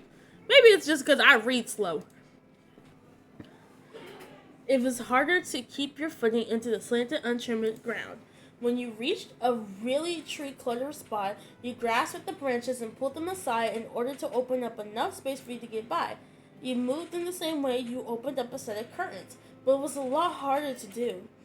The tiniest branches could have took the bit and snapped from the pressure. You felt the splintery ends of branches scratch a little at your face and clothes. It wasn't as smooth as the entrance as you hoped it would be. On the other side of that tree line was still the woods, but the kind of empty part. There was a lot of open ground with no trees or bushes growing, and a ton of leaves that were gathered into piles. Past that clearing, the trees were back and even more closely pressed together than they were by the path. It was mysterious. There was no easy way to go, and nothing ever seemed out of place to you until... Oh, Tinrock! Hello! Oh! There was a shout and a new whirlwind of leaves rushing through the air. From underneath one of the piles was another kid. You couldn't really look away from the eyes. Sparkly hair, like the skirt. They were the prettiest. I think I'm aiming for Tamarack this game. Prettiest person you've ever seen. You stared at them gently, and they looked right back at you as everything they threw into the air gently drifted back down. Hi, were you in here this whole time? You scared me. Did you live out here? You're crazy. How did you know you were here? Were you waiting for us? Awesome. You had no idea what you do. So pretty. That got the stranger giggling, but you didn't think it was funny. Why did I do that? No, you. Why did that kid do that? She folded his arms across his chest. He blinked slowly and thoughtfully. He usually had plenty to say, but at that moment he was left as stumped as one as the actual stumps in the forest. Wait here! The jumping jack kid hopped in again, but this time it was to get up off the ground. They dashed to the opposite edge of the open space, the leaves scattering behind them, dropping out of their clothes and being kicked up by their steps. We were already wondering what was going to happen next. Watching them go, Chio finally found some words. It's another person I haven't seen before today. He twisted around so the top of him was angled more towards you. He brought one of his hands to the side of his mouth, and there was another, and held the other close to his chest, pointing out subtly in the direction the stranger went. Do you know this leaf kid? Oh shoot. That was an accident. No.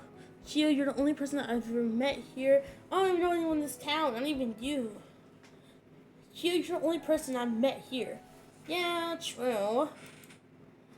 Chio's arms fell down like limp noodles, but he never took his eyes off of the other person. He was definitely curious. From behind one of the tall cricket trees, a kid began throwing sticks and other plant pieces around. They were uncovering a hidden treasure, a big brown bag. They had used both hands to lift the pouch and get it over their head. The thick strap pulled tight under the strand of the weight attached to it. The line of their mouth looked just as strange. The stranger huffed when they released the bag from their fingers, letting it rest completely on their shoulders. You heard stuff bumping around inside from your position all the way over there. It was a really heavy pack, but it didn't slow that kid down. They ran back at full speed to meet you where you were. When they were in front of your face, they gave a wave and asked a question. Hi, are you girls too? Jiyu gestured to the front of himself casually. I'm a boy, Mr. Chiyu Lin. Qiu-I-U-N-L-I-N. Wow, okay. Hi, Chiyu. The kid turned their attention to you. Are you a girl? Yeah. She sung her own praise in a charming tone. Both girls! Both girls! All of a sudden, the leafy girl seemed to remember to introduce herself the way most people do. I'm Tamarack.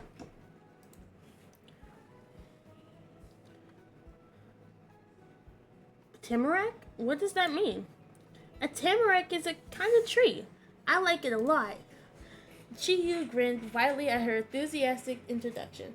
It fits you. What's your last name? Bauman. Cool, Mrs. Tamarack Bauman. You know, my name means autumn. That's amazing. It's matched too.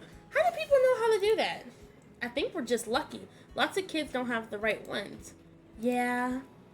So what's your name? The girl you now knew as Tamarack sent the question your way since Chiyu already given his out.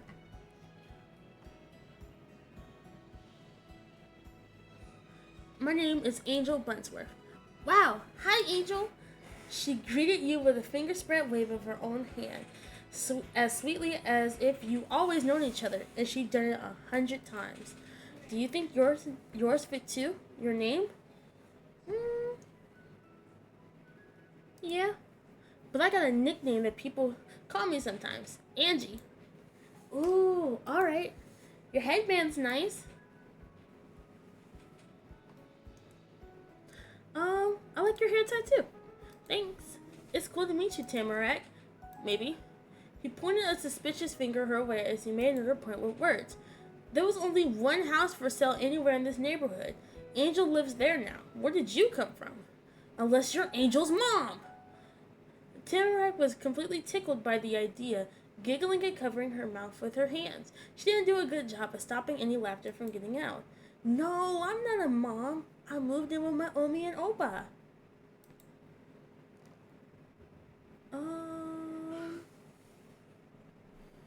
I've heard that before. Omi and Opa is Granny and Grandpa. Yep. I've never heard of that. Is that another language? Uh-huh. It's German, and they're German. Cool. You two know a lot. There's a granny who lives here and a guy that's her husband. Is that your Omi and Opa? I think so, probably. Omi has really long hair. Opa has short hair and sometimes it's on his face. Yeah, Chiyu bobbled his head up and down with great understanding. Granny and him have a kid now. Huh, wow.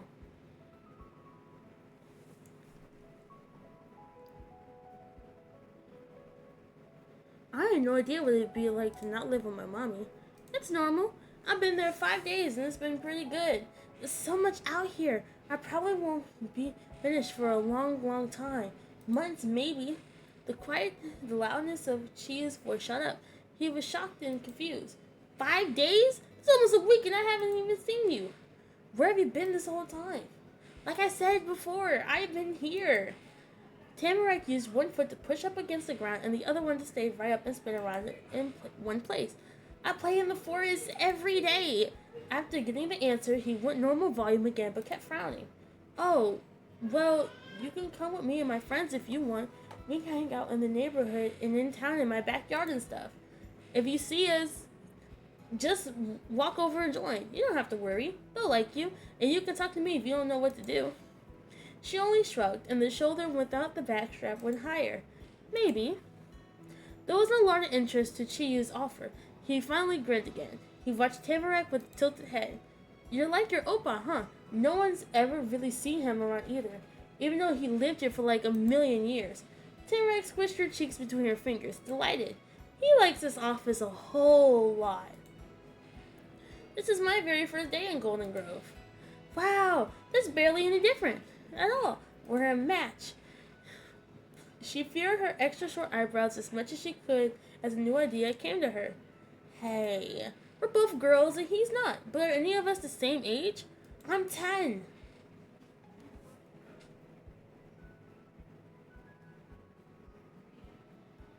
We're all the same, all three of us. Hooray! Same age forever! Happily, Tamarack held onto the worn strap of her big bag and bounced up and down in place. He decided this was the perfect time to talk to her about everything that has happened. The paper might have been Chia's, but it was possible she was the one that sent it to you. Hey, do you throw a paper airplane at me? Ah, yeah, you got it? Yeah, I got it. It's right here. Woo! She flung her arm over her head in celebration, knocking her bag out to the side. It made a thump noise when it swung back against her. My aim is good. You blinked at her in disbelief. You truly done it. You found the mystery person who owned the paper in the first place, and the person who actually sent it to you as a paper airplane. She was so cute, you thought, but you weren't the only one that had the same reaction to the results. All right, nice, Angel.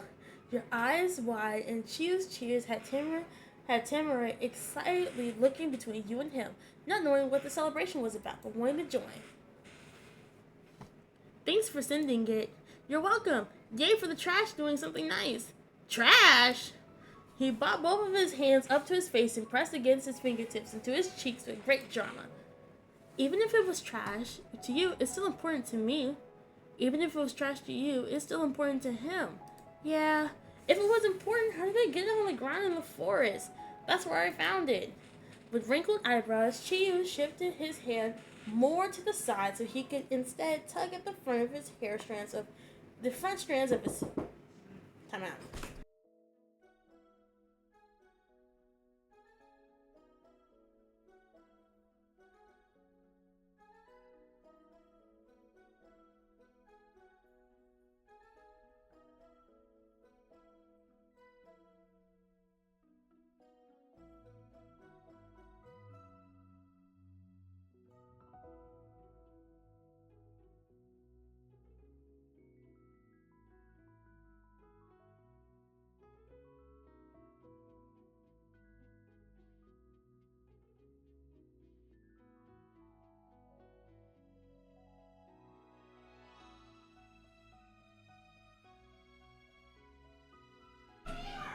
Why you not?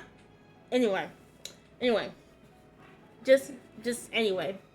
Sorry, roommate came in. That was a strange moment. Okay. With wrinkled brows, Chiyu lifted his hands more to the side so he could instead tug at the. I already read this. I don't know how it was possible. Drink break. Hold on.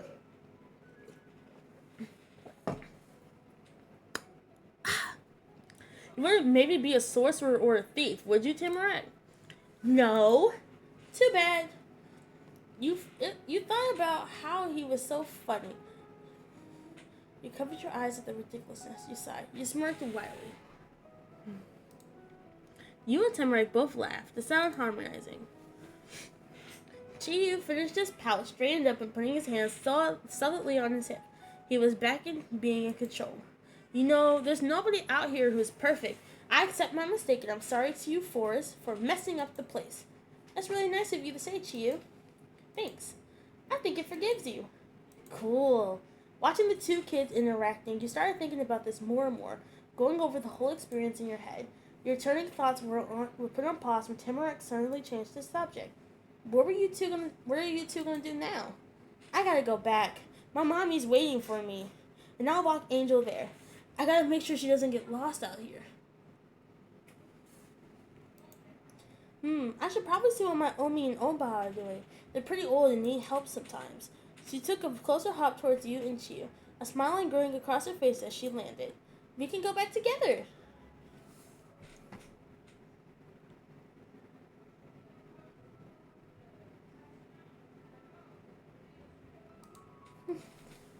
You relaxed your stance, accepting that this was really over now. Woohoo!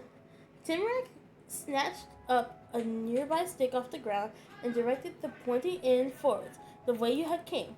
To our houses! While chuckling, Chiyu used his fist to enthusiastically punch the air. Homeward bound! We're going back, successful people. Yeah, yeah, yeah! She cupped her hands around her mouth to make it extra loud. We are victorious! And so you started to walk through the brownish fall leaves to get to the neighborhood again, but you weren't going to be alone there. Timrak bounded ahead, bouncing her arm up and down with the stick like she was a conductor of a marching band, while Chiyu came alongside you with even casual steps. You were returning to that house. Your new neighborhood had become even more orange-toned by the time you finally returned to it. The far-off sun slowly sank away behind the tallest mountains and forests to sleep for the night. The shadow grew larger, pulling away from your bodies to reach the street ahead. Go ahead. Viewers, come pet and play with me in the Pet Cafe Twitch extension. The cafe is the perfect place to hang out and have some fun.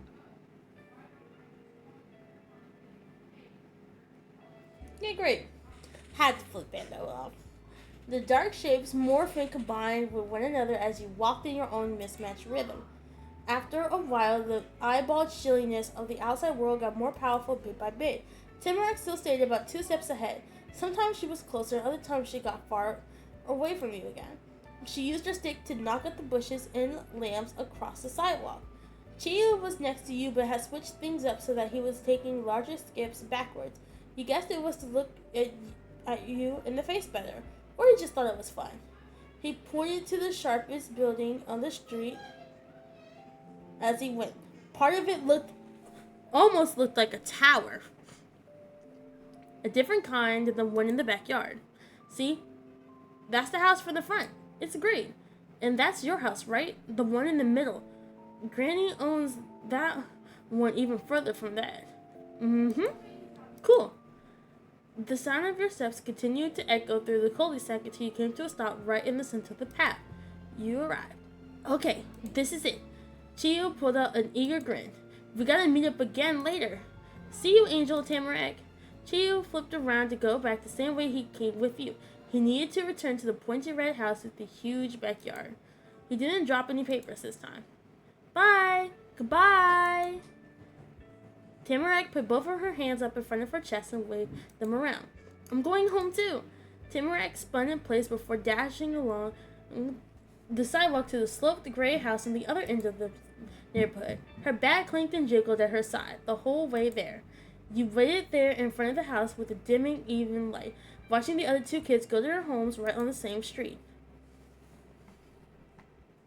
It was cool to meet you two. That was everything. The whole outing was done.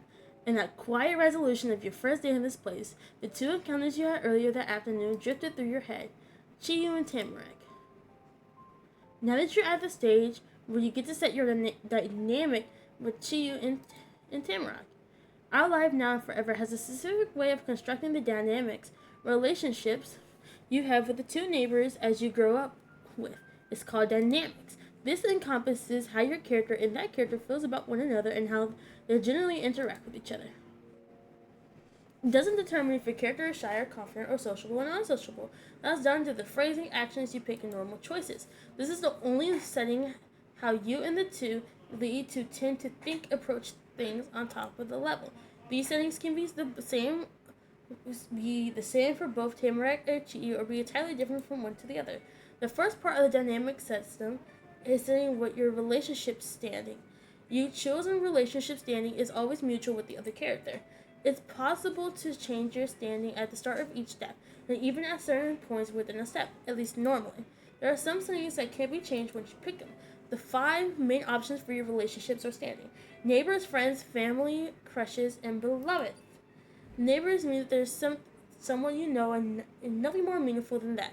Whether it's still ambitional or something completely cold or even hostile is up to you. Friends mean that they're your friends.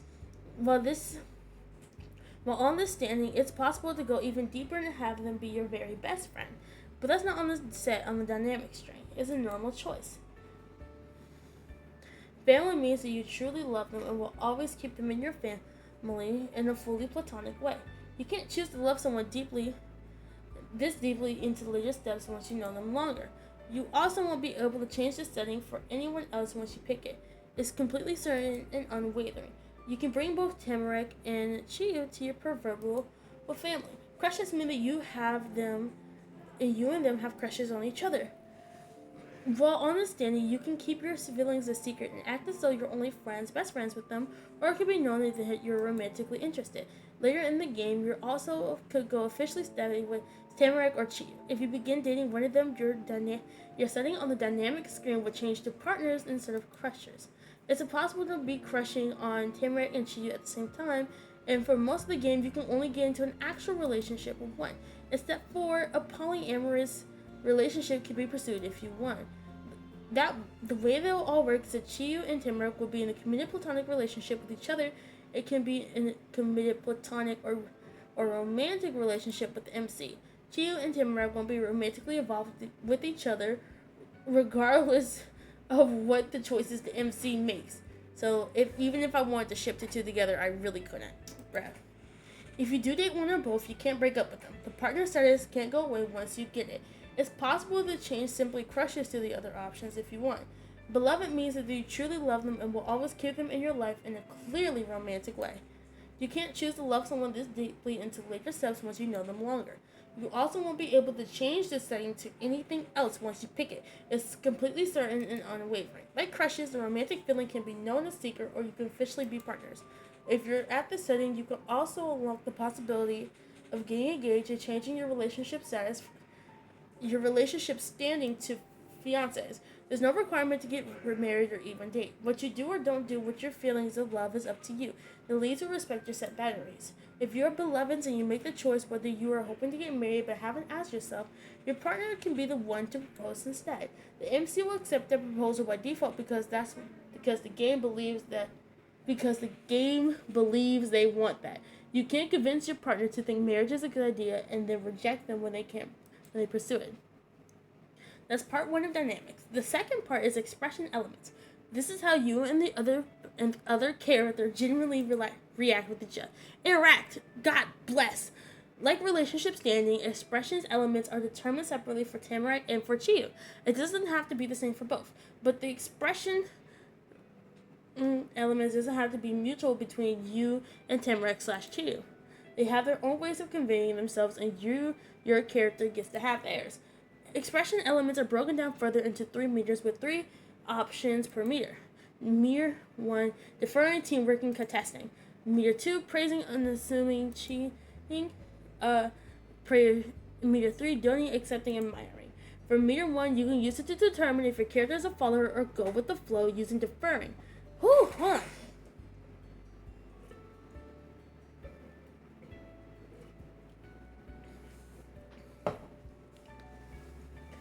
Christ on a stick, bro. That's a lot of reading. A collaborator or promising using teamwork or tries to be the leader or decision maker. whether the other person actually wants to follow them or not using contesting. For meter 2 is determine if your character is the type of person to go out of their way to make comments on the other person and what they do. If not, they're unassuming. Oh, I don't even want to read all this. I'm gonna speed. No, sorry, I'm gonna be here than just something. One, two, everything. And just spend more time with them or two to get to know your character better and each next list of the expression elements can change the mindset. For example, if you're friends with Tamara and express displeasure whenever she says something in her way, she'll notice that. Step 2, instead of contesting, it could be team working with your character or even deferring. It depends on the details. Your connection with the characters will develop organically. Though in future steps, you also have the option of customizing the expression. You want to transfer as well as you get just more neighbors of 4 expression could mean you can law. Envious of not jealous, jealous over. Envious of means one character is envious of the life appearance, abilities, something in relationship with the other person's personal involvement. Jealous over, that means they feel discomforted, think the other person seems to like someone more, isn't spending much time with them as normally. The jealousy meter doesn't have anything but let you add more negative feelings or relationship, competition, interaction instead of extra drama in your life. By default, to your teamwork, you will always be not jealous, which skips all that. You have to choose to customize the element and set them to be jealous in order for one the other to find emotion in the crowd. With the relationship standing, the personal time with the change. There doesn't come with the steps in your hand with the interest at the step in their pressures, step they will have to do. Where if you used to be friends, you were pressured with the start and so on, you hold something else to start. That makes the end of the connected. Whew! Godly, that was long.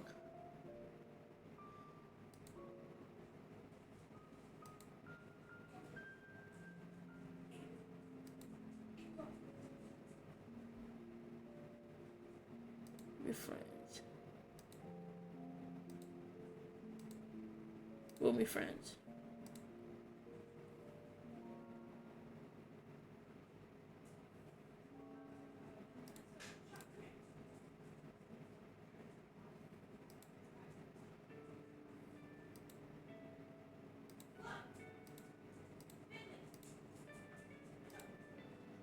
Whew, okay, Lord mercy.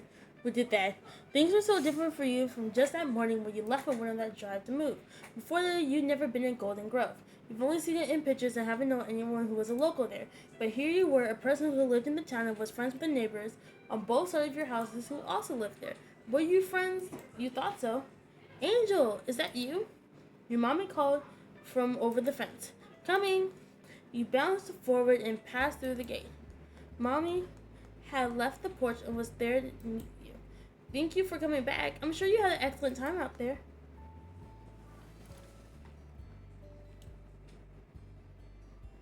I met people, Mommy. Kids my age.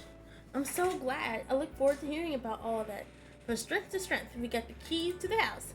The agent finally arrived about 20 minutes ago. He's gone now, but I haven't peeked yet. The both of us should be here to do this. This is your house, too. Yeah, this is our house now. Absolutely. Come in. Mommy had turned to go slip the key from her sweater pocket. She gestured with the other hand for you to follow. Your mommy led the way as you went back up the stairs. The key fit perfectly into the hole on the door. Mommy smiled at the sound of the unlocking click. Carefully, she leaned forward with her shoulder, giving it a nudge, unsure if it's the best option for the ancient door with extra force or extra strength. The house opened with a creak. Air came through from the front like it was exhausting. Mommy let out a breath at the same time. Over here, Angel. There's space for you to get a little closer. You can see inside. You scooched towards your mommy's side of the door frame. It was then that you noticed there was a mat on the front. It had a light color and a kind of hard but fluffy texture.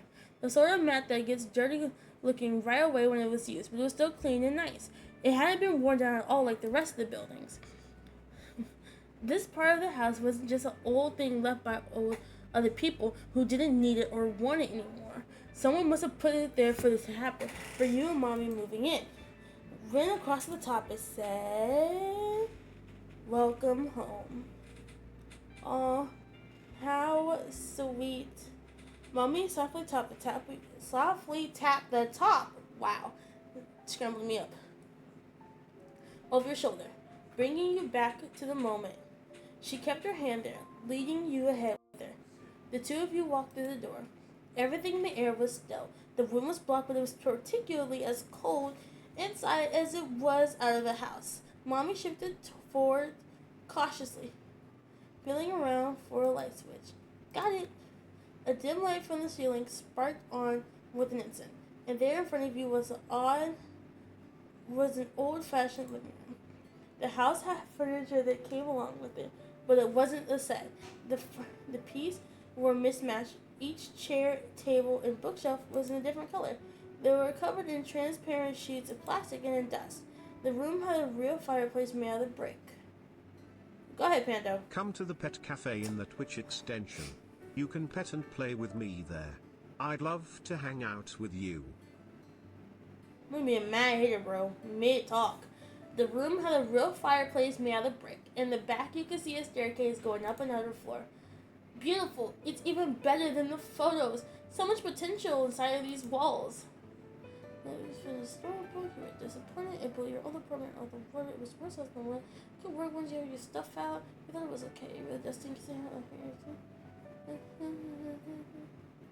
this place was so haunted. Awesome! It just had that look. Where else would ghosts live but right here? Your mommy touched the tip of her fingers to the muted paint next to her. We'll have to clean up as much as we can and make it livable before bed. It'll be a long night. We can unpack more of our things tomorrow, though I won't be doing much of that on my own. You're going to be busy. Mommy has increased the pitch of her voice, squinting her eyes sweetly. After all, it is the first day of 5th grade.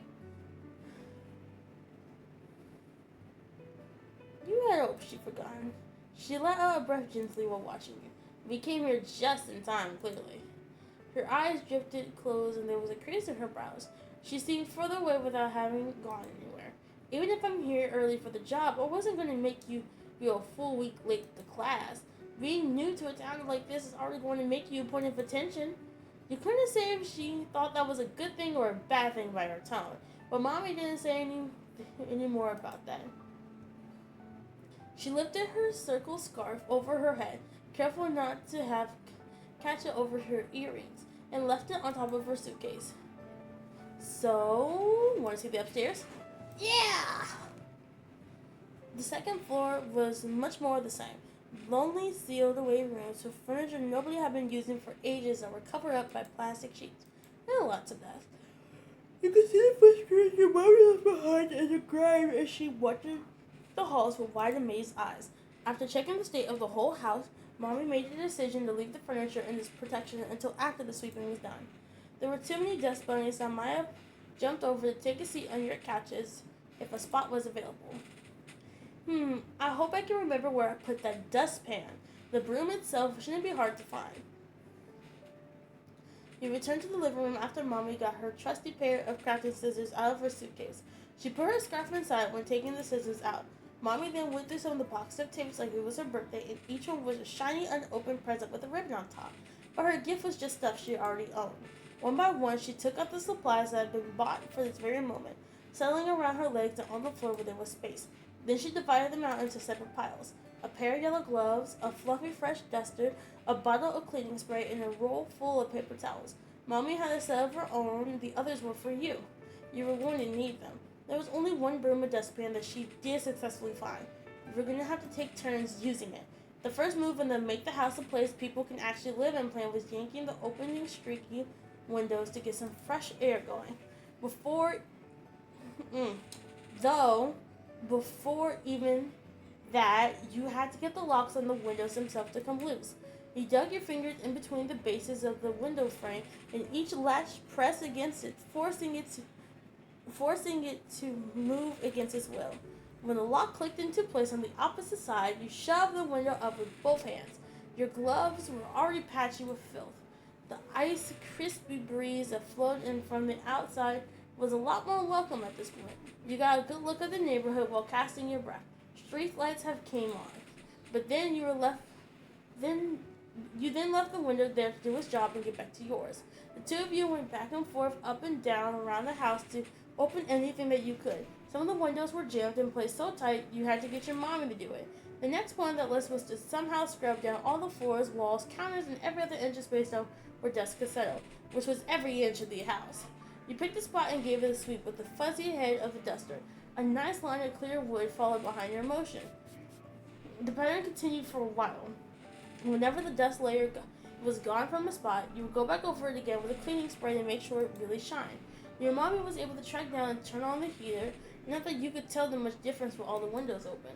Eventually, you had a short dinner break with your mommy, standing around the kitchen together with the two of you as dusty as the rest of the home. It was packaged meals from the car. Simple sandwiches, fruits with thick peels that couldn't get smashed from the drive, little bags of granola and pretzels, and juice boxes. There were no groceries. The rickety fridge was often totally empty when you checked. It was a relief that nothing gross was in there. You hadn't prepared for the worst of such an old abandoned house, but there wasn't a single bottle of nasty ketchup or a box of unknown leftovers or anything. The trash from your food was dumped into the same giant black garbage bag you had been throwing piles of gray tainted paper towels and wads of squished together tape in for the whole night. Somehow the bag was getting full even though it was big enough to fit your whole body inside. It was a mark of how much work you've really done. Hi, Dobby. Hi, Dobby. Hi, Dobby.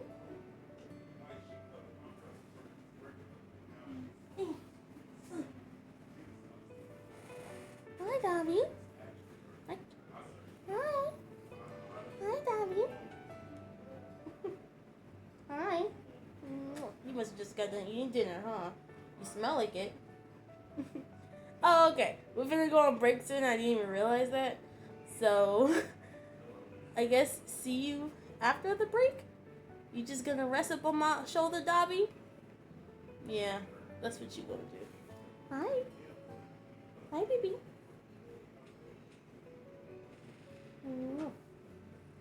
Hi. You wanna come and interrupt my stream? At least you cute unlike Pando. So, I ain't too pissed off at your decision. I know. You're so cute.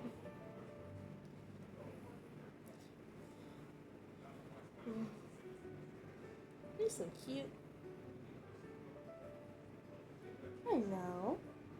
You're so cute. You're so cute. Hi, baby. Hi, baby. Aren't you so adorable?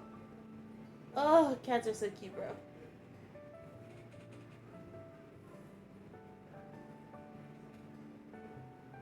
Ah!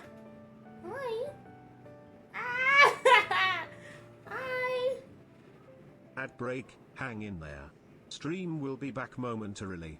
Stay tuned. Oh, you're so cute. Oh, you're so cute, Dobby. Hi. You're so adorable. Oh my god. Not gonna lie, Chad. I love having my roomie's cat, Dobby. Dobby is so cute. Aren't you so cute, Dobby? You're so cute, Dobby. You're so cute, Dobby. Yeah, you are. It's okay. It's okay. I got you. I got you. I got you. I got you. Here. I'll put you back in the position you like being held in. It's okay, Dobby. I know. I know. You're so cute, bro. I can't wait to have a cat of my own, bro. You're so cute. Oh, you're so cute. I'm doing too much, bro. How you doing, Dobby? Doing good? No? Okay. You doing good? I think this is the first time we had a 2-hour stream that went uninterrupted in about a week. I say it's impressive. Are you proud of me, Dobby? Yes, Angel. I'm sure proud of you. Thank you, Dobby, for being proud of me. No, you're not proud of me? Oh, your butt's in my face. Your butt's in my face. Your butt's in my face. He was underneath the house all day. He was? Yeah. That's why I haven't seen him all day. Are you serious? Yeah, he got through the hole in the laundry closet. What? Hold on, Chad.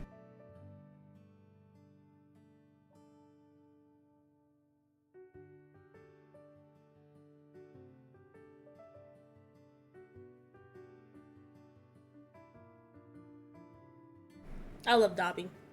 Such a cute cat. Personally,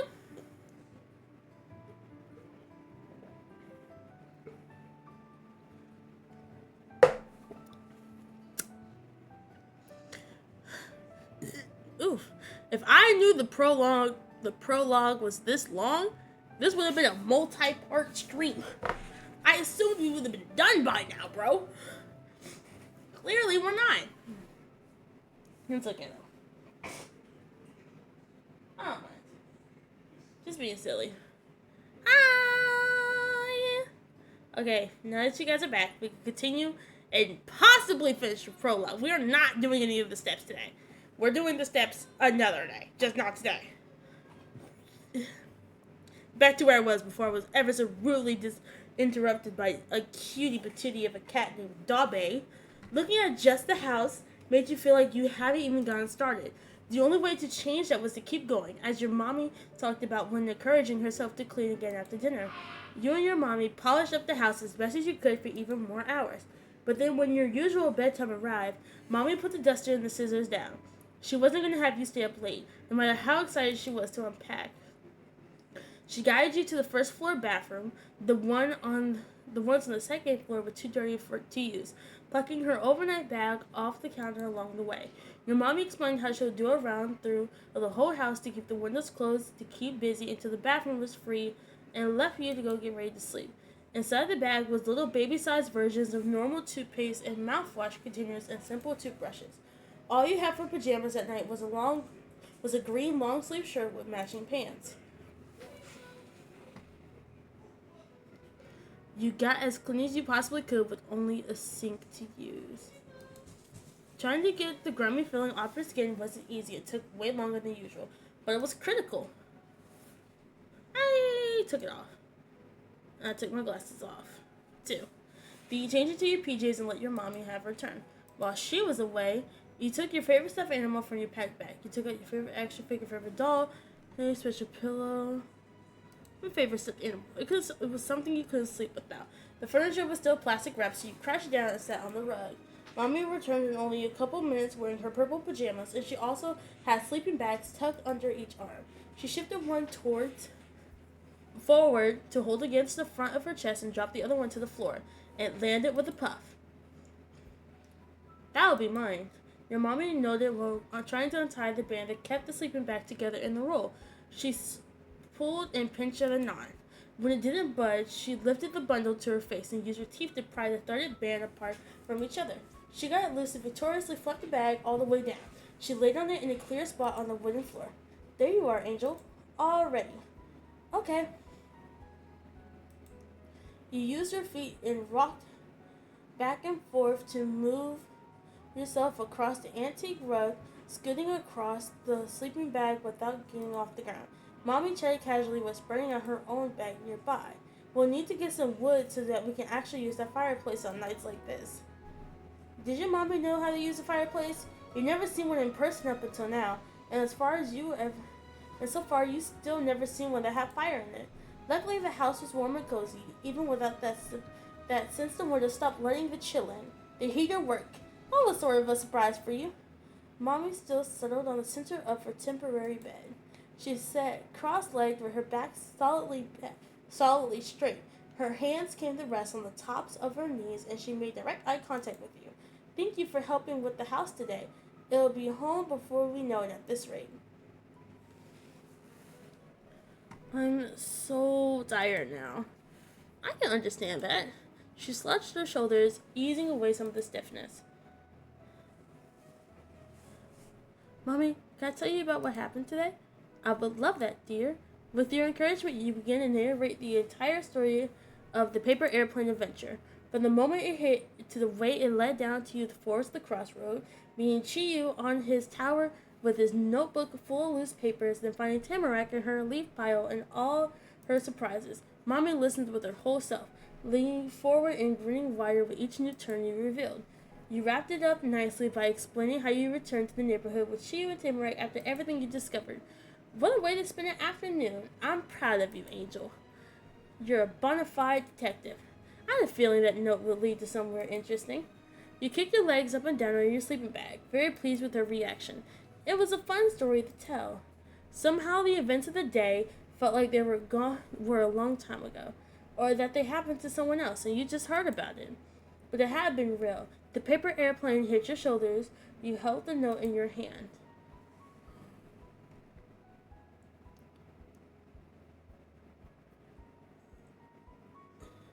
And you saved that paper with you to keep things as a keepsake. It had nice memories that went with it. With your topic all done, Mommy softly spoke up to share her own thoughts with you. It's odd, imagining this entire building collecting dust for all this time, isn't it? No one wanted to live here. Not Richards, not the band who owned it, but it's a charming house. Yeah, it is. How do we get to have something like this? Mom pinched her lips together in consideration. Then she kept talking. There aren't a lot of opportunities out in these woods, I suppose. At my company, the retiring of the former HR manager was the first big promotion I've ever heard of this area. And even that didn't open it for people already living in the town. I asked to relocate to take the position. Creases grew around her eyes the more she thought about it. She caught herself before a frown could follow. Oh, but it's not an issue. I'm grateful. We'll find our own place in the slow pace of Golden Grove. And at least we'll have each other regardless. Yep, you and me are a team. And I'm very impressive when I say. Then your mommy. Go ahead. Hey there, friends. You can come pet and play with me at the Pet Cafe, which is a Twitch extension right here.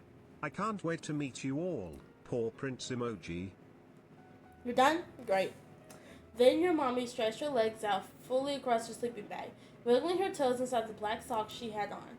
Seeing mommy right there on the floor with you was cool. You didn't hang out together during bedtime like this most nights. It was special. As you thought about that, your eyelids were trying to take themselves up with the sticky, gritty stuff your eyes made when it was extra late. Alright, dear, you should get inside the sleeping bag now, before you blink out on top of it. That sounded like a pretty good idea.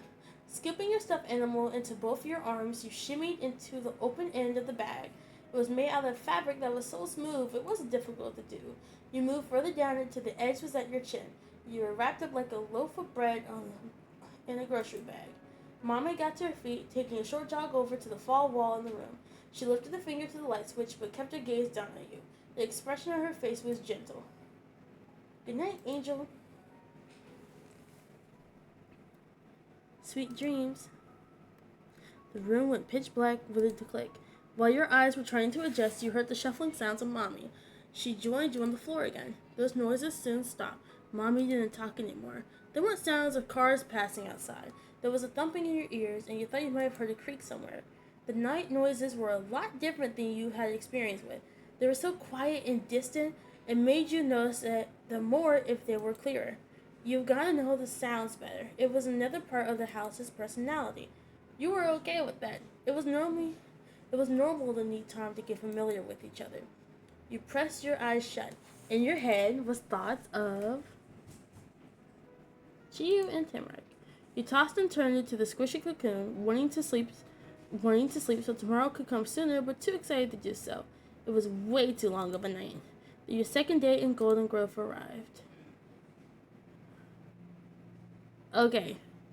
We are actually going to save right here.